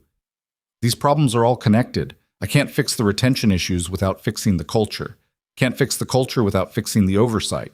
Can't fix the oversight without fixing the systems. So you prioritize, Leonard said. You can't save the company if you burn yourself out in month 1. I'm fine. You're exhausted. When's the last time you took a day off? Victoria tried to remember. Couldn't. Ethan closed his laptop. She's been here every night until 10, sometimes later. Ethan, Victoria warned. Someone needs to say it. He looked at Leonard. She's doing the same thing I did after Sarah died, working until she's too tired to feel anything. It doesn't work, trust me. Victoria felt something hot behind her eyes. I don't know how else to do this. There's too much broken, too many people counting on me to fix it. Leonard sat down at the table. Let me tell you something about the first year I ran this company. I tried to do everything myself. Every decision, every problem, every crisis. Know what happened? You built a billion-dollar company? I had a heart attack at 43. Leonard's voice was quiet. Collapsed in this building. Spent 3 days in the hospital while doctors told me I was lucky to be alive. Know what I learned? Victoria shook her head. That being irreplaceable is the same as being alone. If I was the only person who could make decisions, then I'd built something that couldn't survive without me. That's not leadership, that's ego. So what do I do? You delegate. You trust. You build a team that can carry the weight with you instead of watching you carry it alone. Leonard looked at Ethan. You've got good people. Use them. After her father left, Victoria sat in silence for a long moment. He's right, Ethan said quietly. I know. So what are you going to do about it? Victoria pulled up her calendar, looked at the next 2 weeks. Every day packed with meetings from 8 a.m. to 8 p.m. No breaks, no breathing room. I'm going to take Friday off, she said. Ethan blinked. Really? Really? And I'm going to start saying no to meetings that don't need me. And I'm going to stop reading emails after 8 p.m. even if it kills me. What are you going to do on Friday? Victoria had no idea. What do normal people do on Fridays? Noah has a field trip, science museum. Parent volunteers are welcome if you want to chaperone 6-year-olds learning about dinosaurs. The offer surprised her. You want me to come? I think you need a day where the biggest crisis is someone losing their lunchbox. It's good perspective. Victoria thought about her calendar, about the 217 problems waiting to be solved, about the investors and the board and the weight of 347 jobs resting on her shoulders. Then she thought about Noah's purple-spotted dinosaur and emergency ant hotels. Okay, she said. I'm in. Friday morning arrived gray and drizzly. Victoria met Ethan at the elementary school parking lot at 8:30, feeling absurdly out of place in jeans and a rain jacket among the minivans and car seats. Noah spotted her immediately and ran over, backpack bouncing. Ms. Blackridge, you're coming too? If that's okay. Yeah, now Dad won't be the only grown-up who doesn't know any other parents. Ethan winced slightly. Thanks, buddy. Real subtle. The field trip bus was chaos.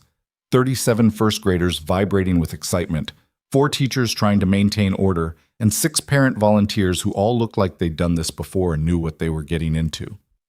Victoria did not know what she was getting into. She ended up sitting next to Ethan while Noah bounced in the seat behind them with his friend Marcus, a kid who talked non-stop about velociraptors and whether they had feathers. They definitely had feathers, Noah insisted. Dad showed me pictures. But feathers aren't scary, Marcus countered. Chickens have feathers, and they're scary when they chase you. Victoria glanced at Ethan. Chickens? My sister has a farm we visited last summer. Noah got chased by a rooster. Ethan smiled at the memory. He's had strong feelings about birds ever since. The Science Museum was exactly what Victoria needed without knowing she needed it. They spent 4 hours wandering through exhibits about space and oceans, and yes, dinosaurs. Noah and Marcus appointed themselves tour guides, dragging Victoria from display to display with endless energy. At the dinosaur exhibit, Noah stopped in front of a massive T-Rex skeleton. See? He told Marcus triumphantly. It says right here, feathers. Marcus squinted at the placard. But just some of them. Some is enough. Victoria watched them debate dinosaur biology with the kind of seriousness usually reserved for board meetings. Ethan stood beside her, hands in his pockets, smiling. This is what you do every Friday? She asked. Not every Friday, but enough of them. School events, field trips, parent-teacher conferences. He paused. It's important to show up. So Noah knows he matters more than work. Does he know what you do? At the company? He knows I fix computers. That's about as much detail as a 6-year-old needs. Ethan watched Noah point at the T-Rex's teeth. Someday I'll explain it better. When he's old enough to understand that showing up for work and showing up for him aren't mutually exclusive, that you can care about both without sacrificing either. Victoria thought about that, about her own childhood, about how her father had always been at the office, how her mother had always been traveling, how she'd learned early that love meant providing for but not being present with. I don't think my parents ever came to my field trips, she said quietly. Did you want them to? I don't know. I learned not to expect it. Ethan looked at her. That's sad. That's life. Doesn't have to be. They had lunch in the museum cafeteria, overpriced sandwiches and juice boxes. Noah inhaled his food and immediately wanted to go back to the dinosaurs. Marcus wanted to see the space exhibit again. The 2 boys compromised by running in circles around the tables until a teacher told them to sit down.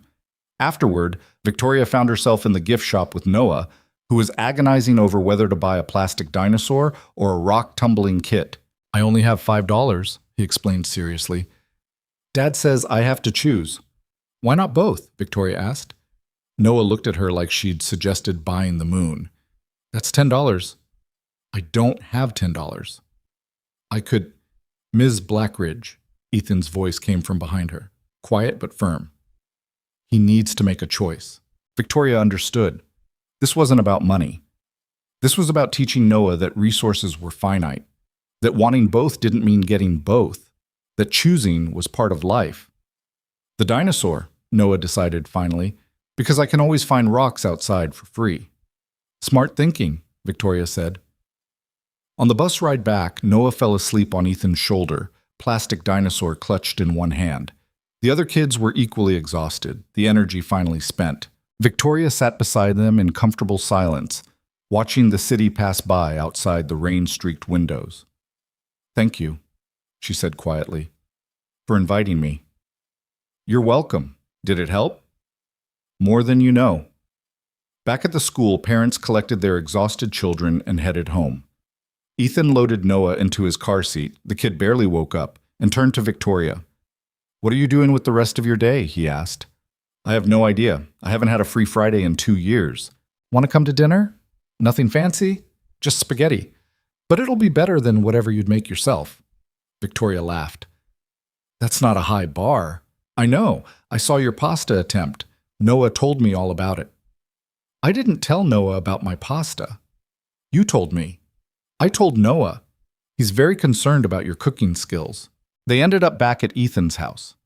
Noah woke up long enough to show Victoria his ant hospital, now complete with a waiting room made from bottle caps, before collapsing on the couch with his new dinosaur. Ethan made spaghetti that was actually edible. They ate at the kitchen table while Noah dozed on the couch, exhausted from his big day. "Can I ask you something?" Victoria said. "And I need you to be honest." "Okay. Do you think I can actually fix this? The company? Or am I just pretending I can change something that's too broken to save?" Ethan was quiet for a moment. "You want the real answer or the supportive answer?" "Real. I think you can fix some of it, not all of it. Some problems are too deep. Some culture issues have been there too long. But you can make it better. You can make it a place where people like me don't have to choose between speaking up and keeping our jobs." "That's not very encouraging. You asked for real." Ethan met her eyes. "But here's the thing. Better is enough. You don't have to fix everything. You just have to make it better than it was. And you're doing that. I see it every day." "How?" "People are talking, really talking, not just telling you what you want to hear." Sarah from HR came to my office yesterday to ask about system access for her diversity audit. She was actually excited, said it was the first time anyone had taken her seriously in 3 years. That's one person. One person is a start. Then it's 2 people, then 5, then 20. That's how culture changes, one conversation at a time. Victoria helped clean up dinner.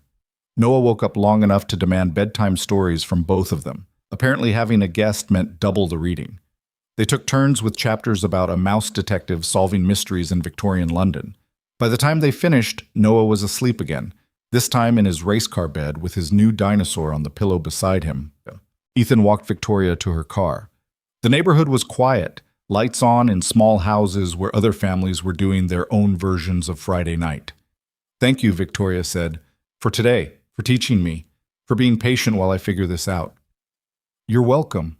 But Victoria, you don't have to figure it out alone. That's what I'm here for. That's what your whole team is there for." "I know, I'm learning." "Good. Now go home and don't check your email until Monday." "That's asking a lot." "I know. Do it anyway." Victoria drove home in the dark, thinking about purple dinosaurs and ant hospitals and 6-year-olds who could teach adults about priorities without trying. She made it until Sunday afternoon before checking her email. There were 47 new messages. Most were routine. 3 were from employees flagging problems. 1 was from Sarah Kim with preliminary diversity audit numbers that were worse than expected. Victoria read them all, responded to the urgent ones, made notes about the rest. Then she closed her laptop and went for a walk. Just a walk. No destination, no purpose. Just movement through the city while her brain processed everything she'd learned. Monday morning came too fast. Victoria arrived at the office to find Jennifer waiting with coffee and a schedule that had been cut in half. "What happened to my meetings?" Victoria asked. "I canceled the ones that didn't need you. You're welcome." "Jennifer, you told me to help you do this sustainably. This is me helping. You had 3 meetings scheduled where you were just listening to reports. I sent the reports to your email instead. Read them when you have time." Victoria looked at the pared-down calendar. It actually looked manageable. "Thank you," she said. "Don't thank me yet. I also signed you up for executive coaching. Tuesdays and Thursdays, starts next week." "Executive coaching?" "Leonard's idea. He says if you're going to rebuild the culture, you need someone helping you not burn out in the process." Victoria's phone buzzed. "Ethan, conference room 3, 10 minutes. Bring coffee. We've got a situation." She grabbed 2 cups of terrible coffee and headed down. Ethan was already there with Michelle from security and 2 other engineers Victoria didn't recognize. "What's the situation?" she asked. Michelle pulled up her screen. "Remember that credential stuffing breach we caught? We've been monitoring for similar patterns. Found something worse." The data on the screen showed access attempts from 17 different deactivated accounts, all happening simultaneously, all targeting the same customer database. "This is coordinated," one of the engineers said. "Someone has a list of old credentials, and they're systematically testing which ones still work." "How many still work?" Victoria asked. 5 as of this morning. "Lock them down. Now." "Already done." "But Victoria, this isn't random. Someone knows our system architecture well enough to target the exact vulnerabilities we have. This is an inside job, or someone who used to be inside." Victoria felt cold. "Can we trace it?" "We're trying. But whoever's doing this knows how to cover their tracks."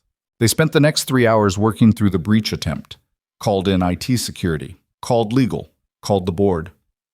By noon, they'd traced the attempts to IP addresses that bounced through 6 different VPN servers across 3 countries. Professional, sophisticated, deliberate. "This is bad," Ethan said quietly. "This isn't some former employee trying to make money on the side. This is organized. Someone's trying to break into our systems, and they're willing to be patient about it." Victoria looked at the data, at the pattern of attempts, at the methodical way someone was probing their defenses. "We need to tell the investors," she said. "That's going to spook them." "Hiding it would be worse." She made the call. The Singapore investor listened in silence as she explained the breach attempts, the security measures they were implementing, the investigation they'd launched. When she finished, he was quiet for a long moment. "This is the second security incident in 3 weeks," he said finally. "Yes, it is." "That's concerning." "Yes, but we caught both of them. We're fixing the vulnerabilities. We're building better oversight." Victoria took a breath. "I'm not going to lie to you and say we're perfect. We're not, but we're getting better, and we're going to keep getting better." Another pause. "I appreciate your honesty," the investor said. "Most CEOs would have buried this. Waited until we asked. The fact that you're calling proactively, that means something.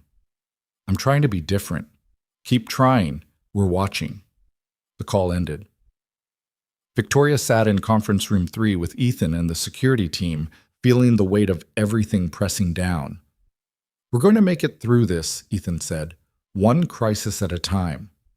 "How many crises until we run out of goodwill?" "I don't know, but we haven't hit that limit yet."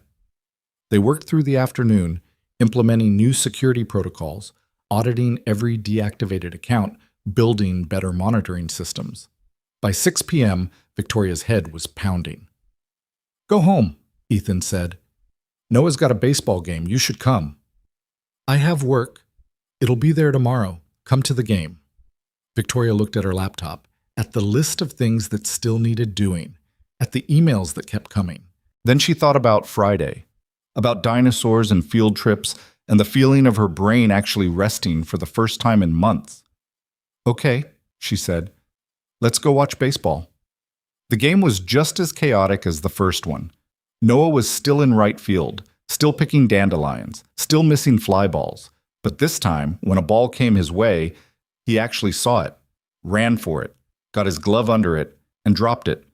The ball bounced away.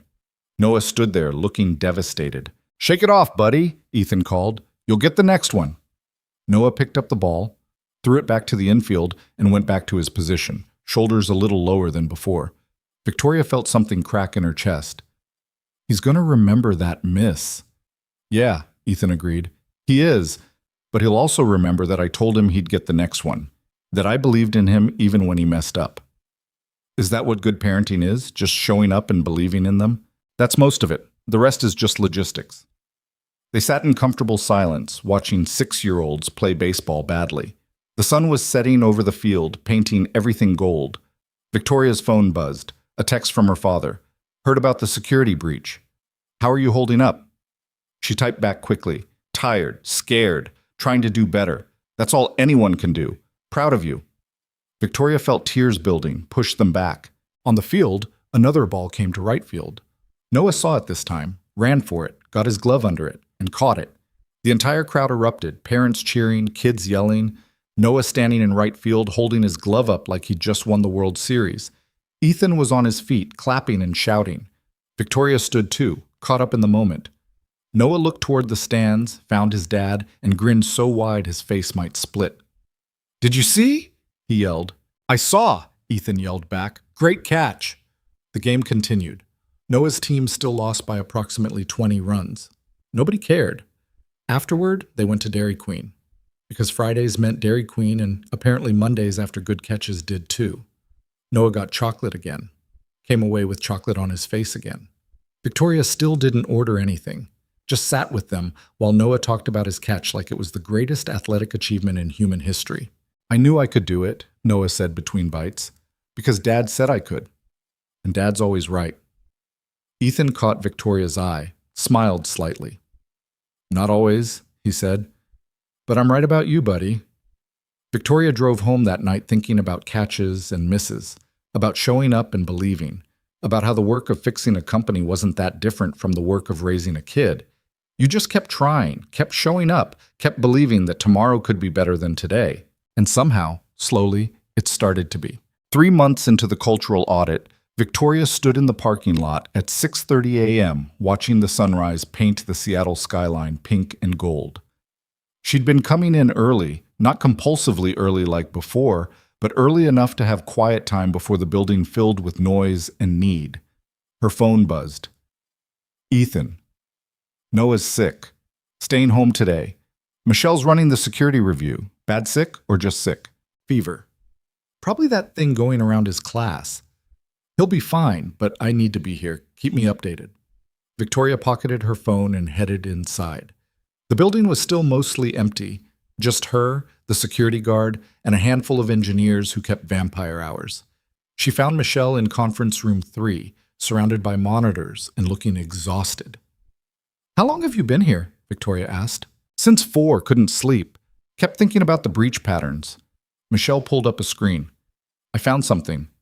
The data showed access attempts going back 18 months, long before the recent incidents. Someone had been probing their systems for over a year, patient and methodical. This isn't opportunistic, Michelle said. This is planned. Someone's been mapping our infrastructure for months. Victoria felt cold spread through her chest. Do we know who? Not yet, but I have a theory. Michelle opened another window.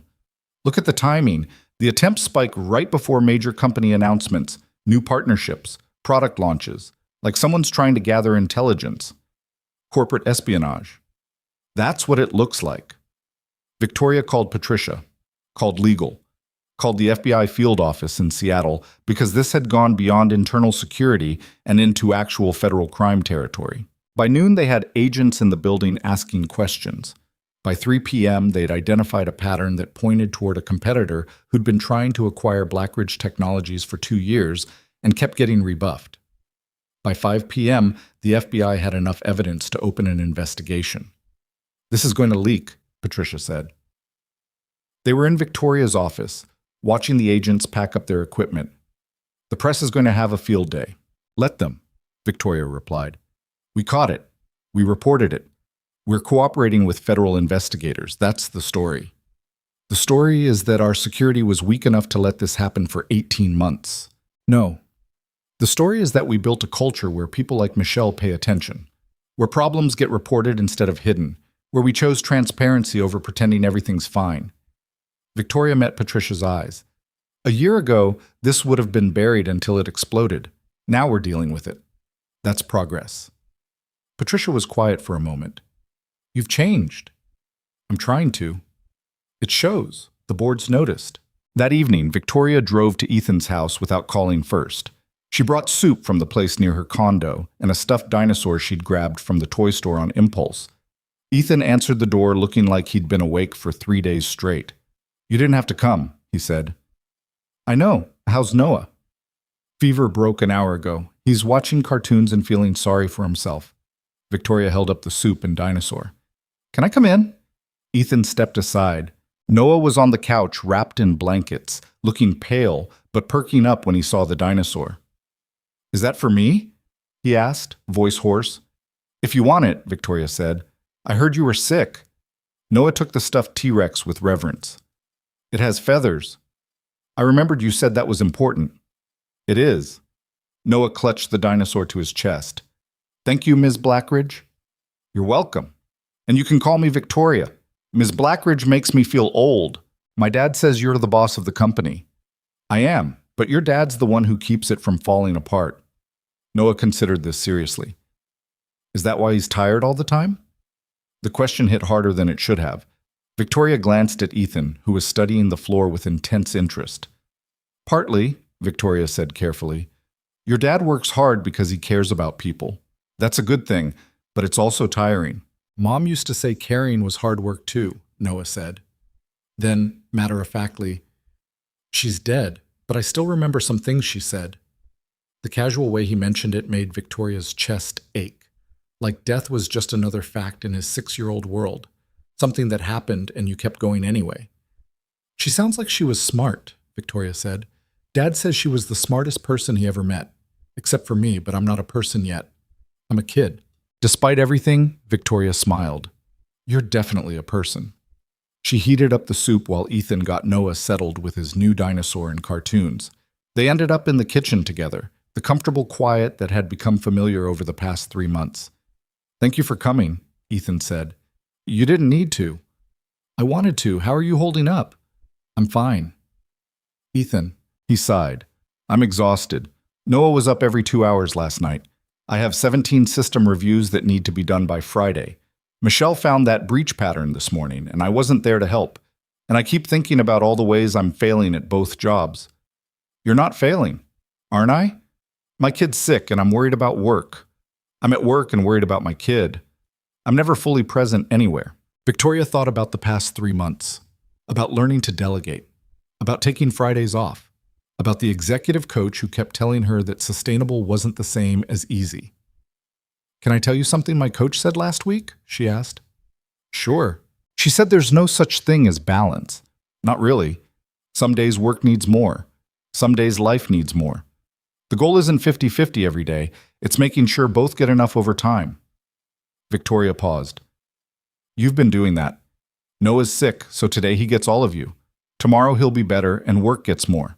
That's not failing. That's being human." Ethan leaned against the counter, processing this. "Does it get easier?" he asked quietly. "I don't know, but it gets more manageable, and you have people who can help carry the weight. Michelle ran the security review. She did great. The world didn't end because you weren't there."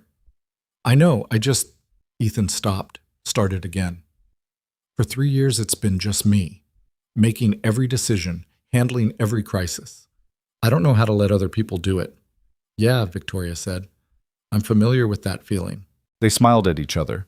Two people learning the same lesson from different angles. Noah called from the living room, wanting more juice. Ethan went to help.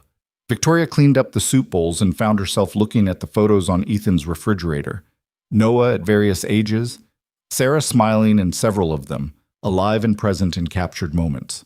One photo showed Ethan and Sarah on what looked like their wedding day, young and happy and completely unaware of what was coming. "That was 8 years ago," Ethan said. He'd come back into the kitchen quietly. "Neither of us knew anything about anything. We thought we had forever." "I'm sorry you didn't." "Yeah, me too."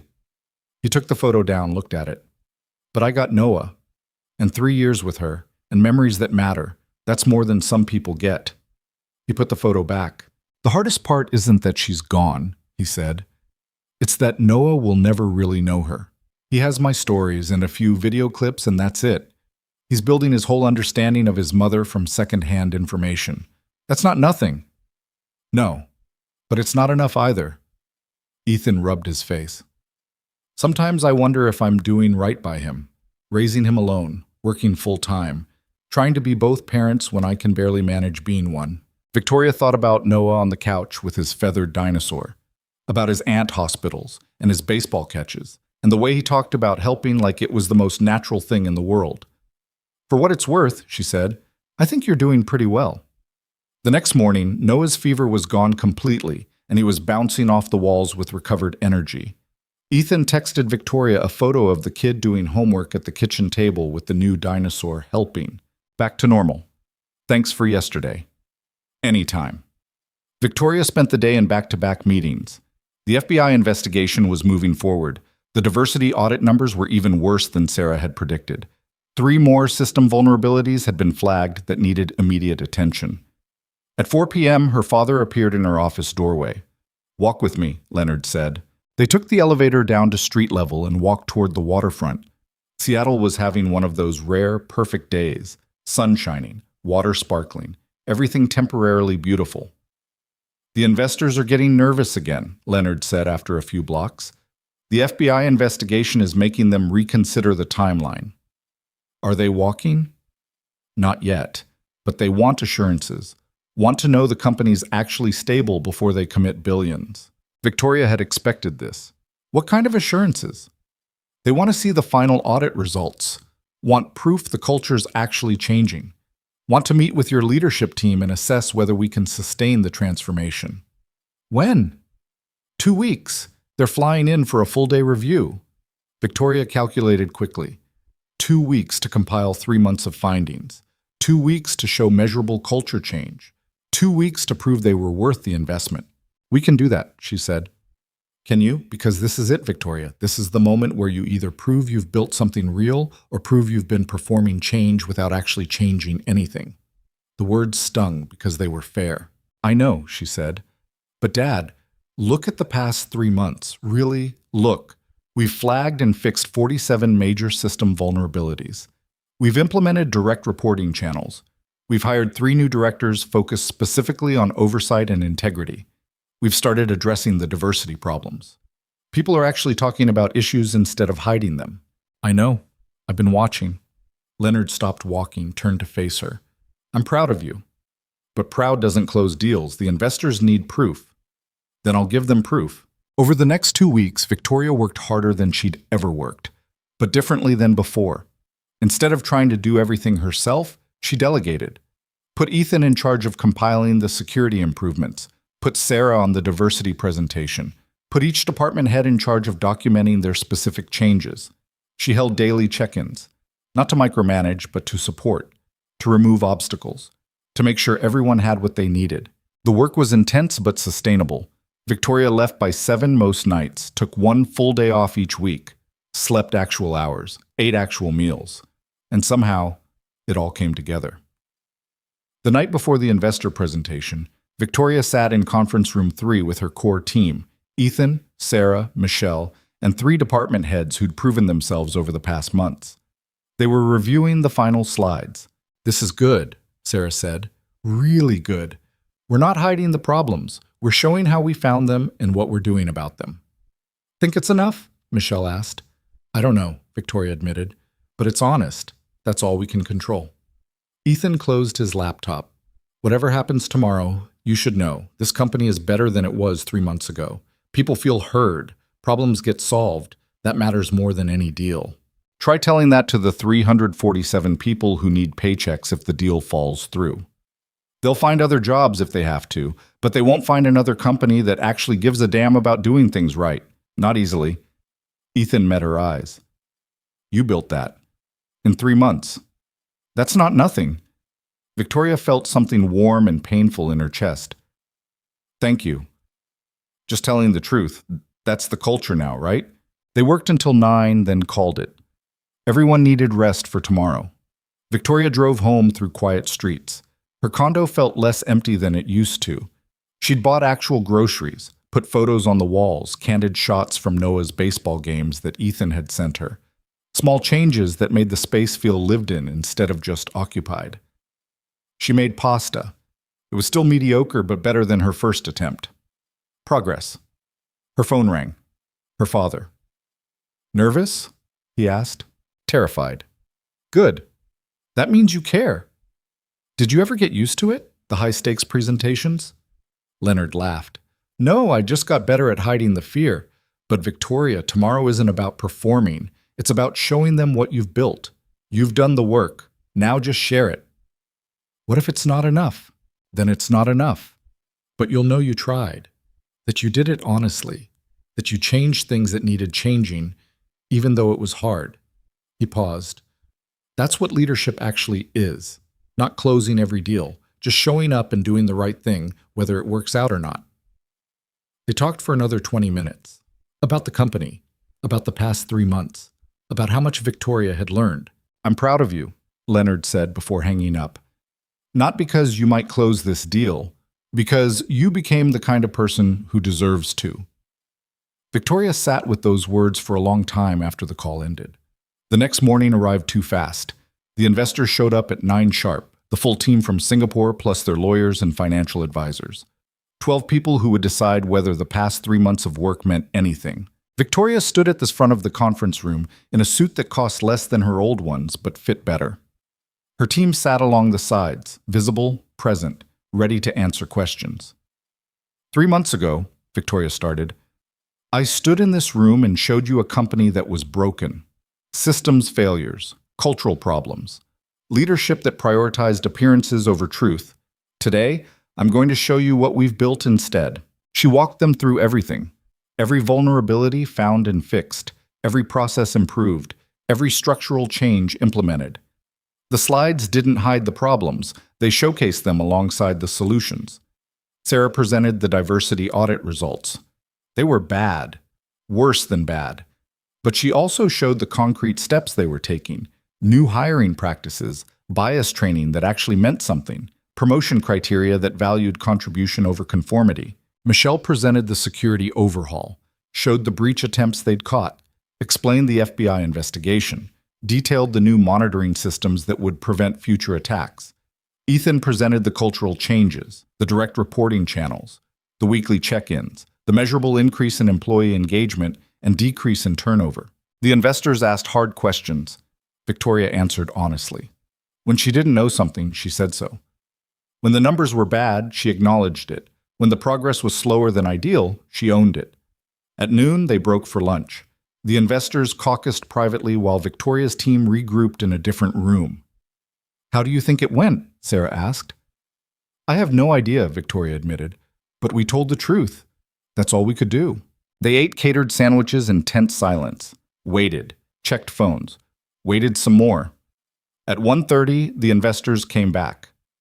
The lead investor stood at the head of the table. His expression was unreadable. 3 months ago, he said, you showed us a company in crisis. We almost walked. Probably should have walked. The smart money said this was unfixable.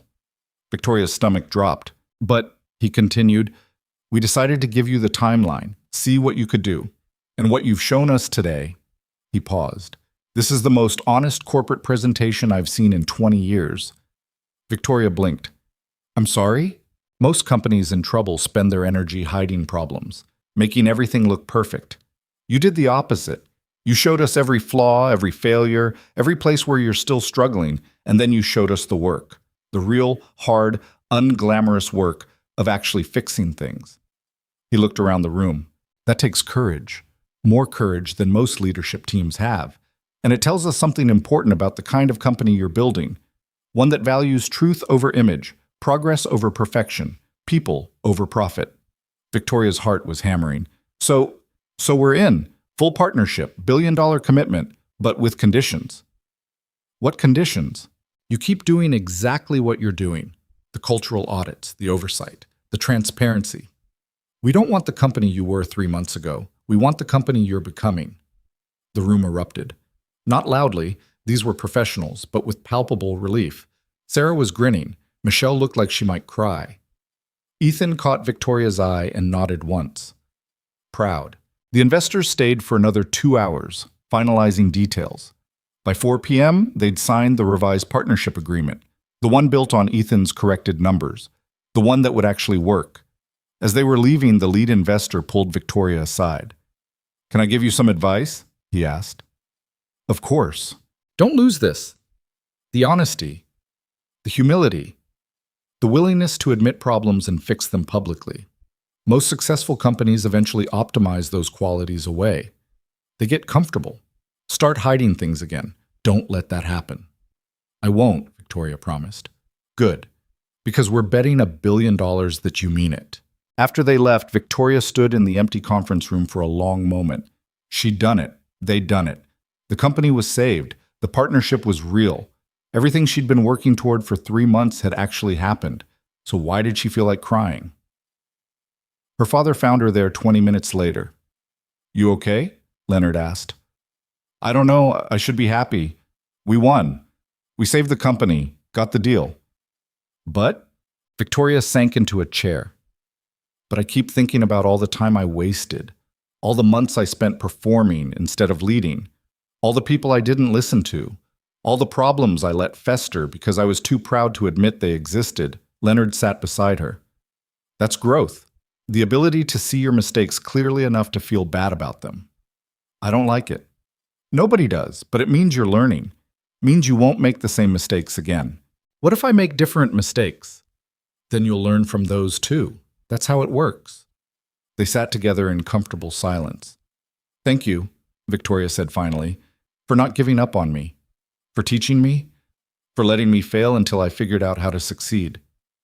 You're my daughter. That's what I'm here for. Leonard stood, offered her his hand. Now come on, we're having a celebration dinner. Whole leadership team. You're buying. I'm buying? You just closed $1 billion deal. You can afford it. The celebration dinner was at a restaurant near the waterfront. Nothing too fancy. Leonard had specifically requested somewhere comfortable over somewhere impressive. The core team was there. Ethan, Sarah, Michelle, Patricia, and a handful of others who'd done the real work over the past 3 months. Victoria stood at the head of the table and raised her glass. 3 months ago, she said, I was failing. Failing as a CEO. Failing as a leader. Failing to see what mattered most. And every single person at this table helped save me from my own incompetence. That's not a great toast, Sarah called out, smiling. I'm not done. What I'm trying to say is, thank you for being honest when I needed honesty, for working hard when I was still figuring out how to lead, for believing this company could be better even when I wasn't sure I could be. She looked at Ethan, especially you, for having the courage to walk into that meeting when you had every reason not to, for teaching me what integrity actually looks like, for showing me that the quietest person in the room is sometimes the one who matters most. Ethan's ears went slightly red. Just doing my job. No, you were doing what was right. There's a difference. They drank, ate, talked, and laughed and celebrated not just the deal, but the 3 months of hard work that had made it possible. Around 9, Victoria's phone buzzed. A text from an unknown number. Ms. Blackridge? This is Marcus Chen. I know I'm not supposed to text this late, but I wanted to say thank you for the second chance, for actually listening when I said I wanted to do better. I've been working on the retention plan you approved, and I think we're really going to turn things around. Victoria typed back quickly. Thanks for the update, Marcus. And you can text any time. That's what the number's for. Another buzz. Different number. This one she recognized. Jennifer. Congratulations on the deal. Also, you have 12 meeting requests for tomorrow, and I'm only accepting 3 of them. The rest can wait. Sleep is non-negotiable. Victoria smiled. Thanks, Jennifer. What would I do without you? Crash and burn, probably. See you tomorrow. Around 10, people started heading home. Ethan was one of the last to leave. You did good today, he said. Really good. We did good. This wasn't me. This was all of us. Yeah, but you built the environment where all of us could actually do the work. That matters. Victoria walked him to his car, the Civic with the fixed taillight. How's Noah? She asked. Good. Better. He wants to know when you're coming to another baseball game. When's the next one? Thursday, 6:30. I'll be there. Ethan smiled. He'll be excited.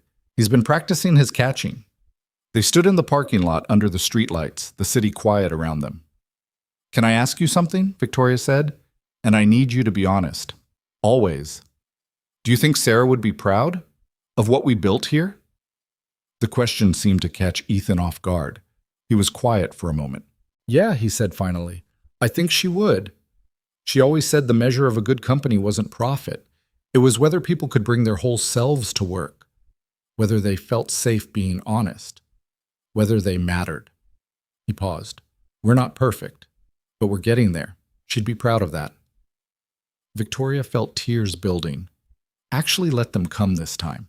Thank you, she said, for everything, for Noah, for showing me what actually matters, for being someone worth learning from. You're welcome. Now go home and get some sleep. You've earned it. Victoria drove home through streets that felt familiar now instead of isolating. Her condo felt like a home instead of a holding cell. She made tea, sat on her couch, and let herself feel everything she'd been holding back for 3 months. Relief, pride, exhaustion, fear, hope, all of it mixing together into something that felt like being fully human instead of just playing a role. Her phone rang. She almost didn't answer, but the caller ID showed Leonard. Dad? I wanted you to know something, he said. Your mother called, heard about the deal. She's proud of you. Victoria's relationship with her mother was complicated, distant. They talked maybe 3 times a year. Is she? Victoria asked. Yes. And so am I. Not because you closed the deal, because you did it the right way, the hard way, the way that actually matters. I had good teachers. You did. But you also had the humility to learn. Not everyone does. They talked for a few more minutes, then said goodnight. Victoria sat in the quiet of her condo and thought about the past 3 months, about everything she'd learned, about the person she'd been and the person she was becoming. She wasn't perfect, still made mistakes, still had moments of doubt, still struggled with delegating and trusting and letting other people carry weight she was used to carrying alone. But she was better, measurably, noticeably better. And that was enough.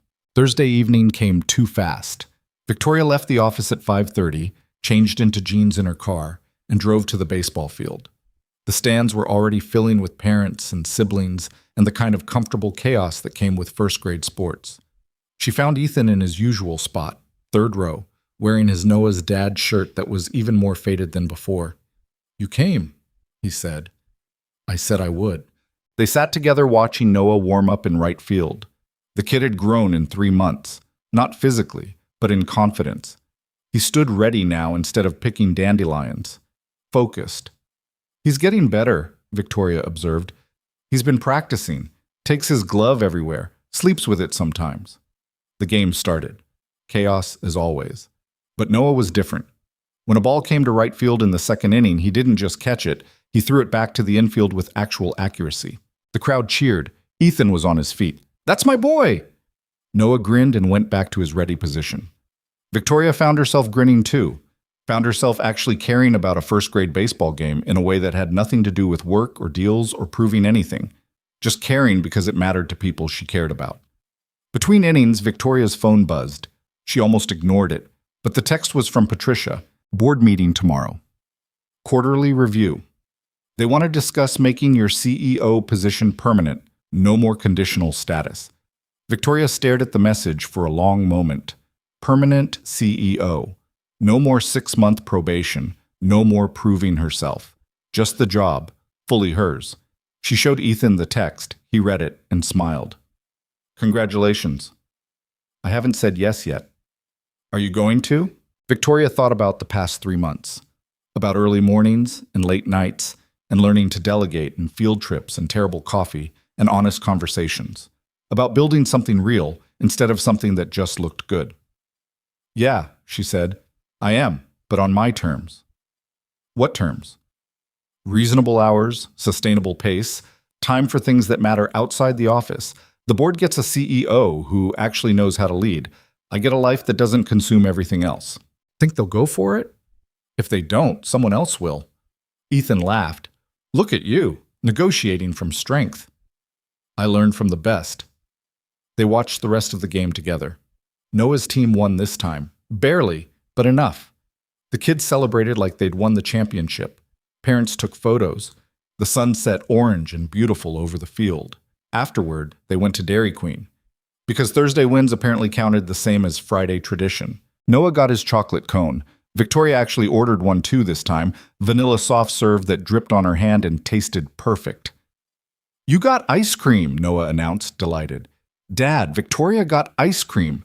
I see that, buddy. Does this mean she's not too busy anymore? Victoria met Ethan's eyes over Noah's head. It means I'm learning that being busy isn't the same as being important. Noah considered this with 6-year-old seriousness. That's smart. Can I have your dinosaur toy when you're done learning? I didn't bring a dinosaur toy. Oh, can I have ice cream tomorrow too? Noah, Ethan warned, don't push it. But he was smiling. They sat in the plastic booth eating their ice cream while Noah talked about his game and his new friend Emma, who could do a cartwheel, and the science project he was planning about whether ants preferred chocolate or vanilla. Victoria listened and laughed and felt something she hadn't felt in years. Content. Not because everything was perfect. It wasn't. There were still problems at the company. Still vulnerabilities to fix. Still culture issues to address. Still moments of doubt and fear and uncertainty. But she had a team that could handle it. Had systems in place to catch problems early, had built something sustainable instead of something flashy. And she had this. Thursday nights at Dairy Queen with people who saw her as Victoria instead of the CEO, who cared about her showing up more than about her succeeding. That was worth more than any billion-dollar deal. The next morning, Victoria walked into the board meeting with her terms written out on paper. Reasonable hours, sustainable expectations, leadership built on honesty instead of performance. She laid it all out. The board listened, asked questions, debated. Then Patricia spoke. 3 months ago, we almost fired you. Today we're watching you set boundaries that will make you better at this job. That's growth, real growth. She looked at the other board members. I vote yes, on her terms. One by one, they agreed. Victoria Blackridge became permanent CEO of Blackridge Technologies on a Thursday in late September with terms that prioritize sustainability over sacrifice and truth over appearances. She left the meeting, went straight to conference room 3, and found Ethan working through code with Michelle. It's official, she said. I'm permanent.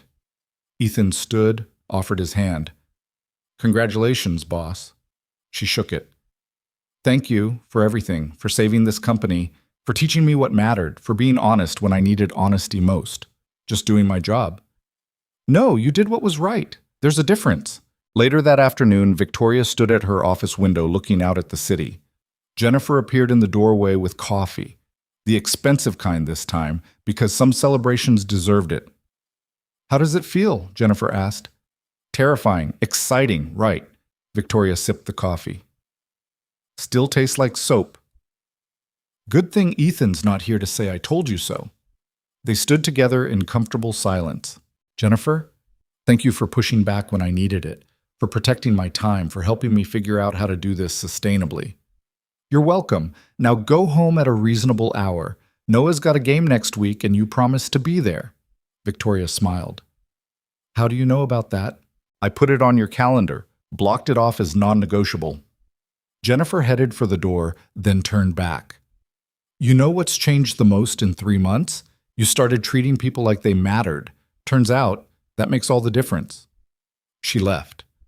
Victoria sat at her desk and pulled up the list of problems that had once numbered 217. They'd solved or addressed most of them.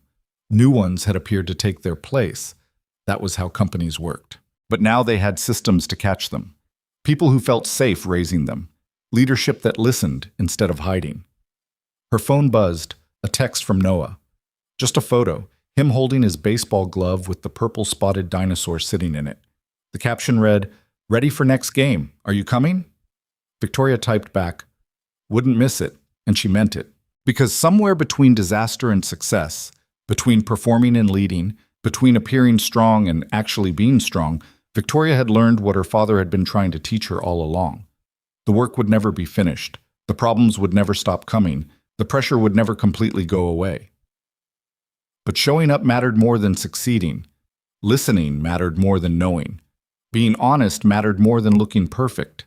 And the quietest people, the ones easy to overlook, easy to dismiss, easy to ignore, were often the ones holding everything together.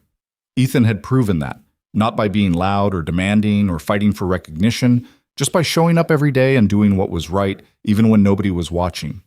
That was leadership. That was integrity. That was what Victoria wanted to build. Not a company that never had problems, but a company that faced them honestly. Not a team that never struggled, but a team that struggled together. Not a culture that looked perfect from the outside, but one that actually worked from the inside. She left the office at 6 p.m., drove home through streets that felt familiar now, made dinner, still not great, but getting better, ate while reading employee feedback from the latest culture survey. People felt heard. That was the common thread. They felt like their concerns mattered, like leadership was actually listening. That was enough. That was everything. Victoria fell asleep that night thinking about baseball games and ant hospitals, and 6-year-olds who believed in helping even when it didn't make sense. And somewhere across the city, Ethan was probably reading bedtime stories to Noah, probably checking his work laptop once more before shutting it down, probably thinking about tomorrow's systems review and whether his son would remember to bring his homework and all the small details that made up a life. They'd saved the company together, but more than that, they'd built something worth saving, something honest, something real, something that valued people over appearances and truth over performance. And that was the lesson Victoria would carry forward. Not the billion-dollar deal, not the partnership signing, not even the permanent CEO position.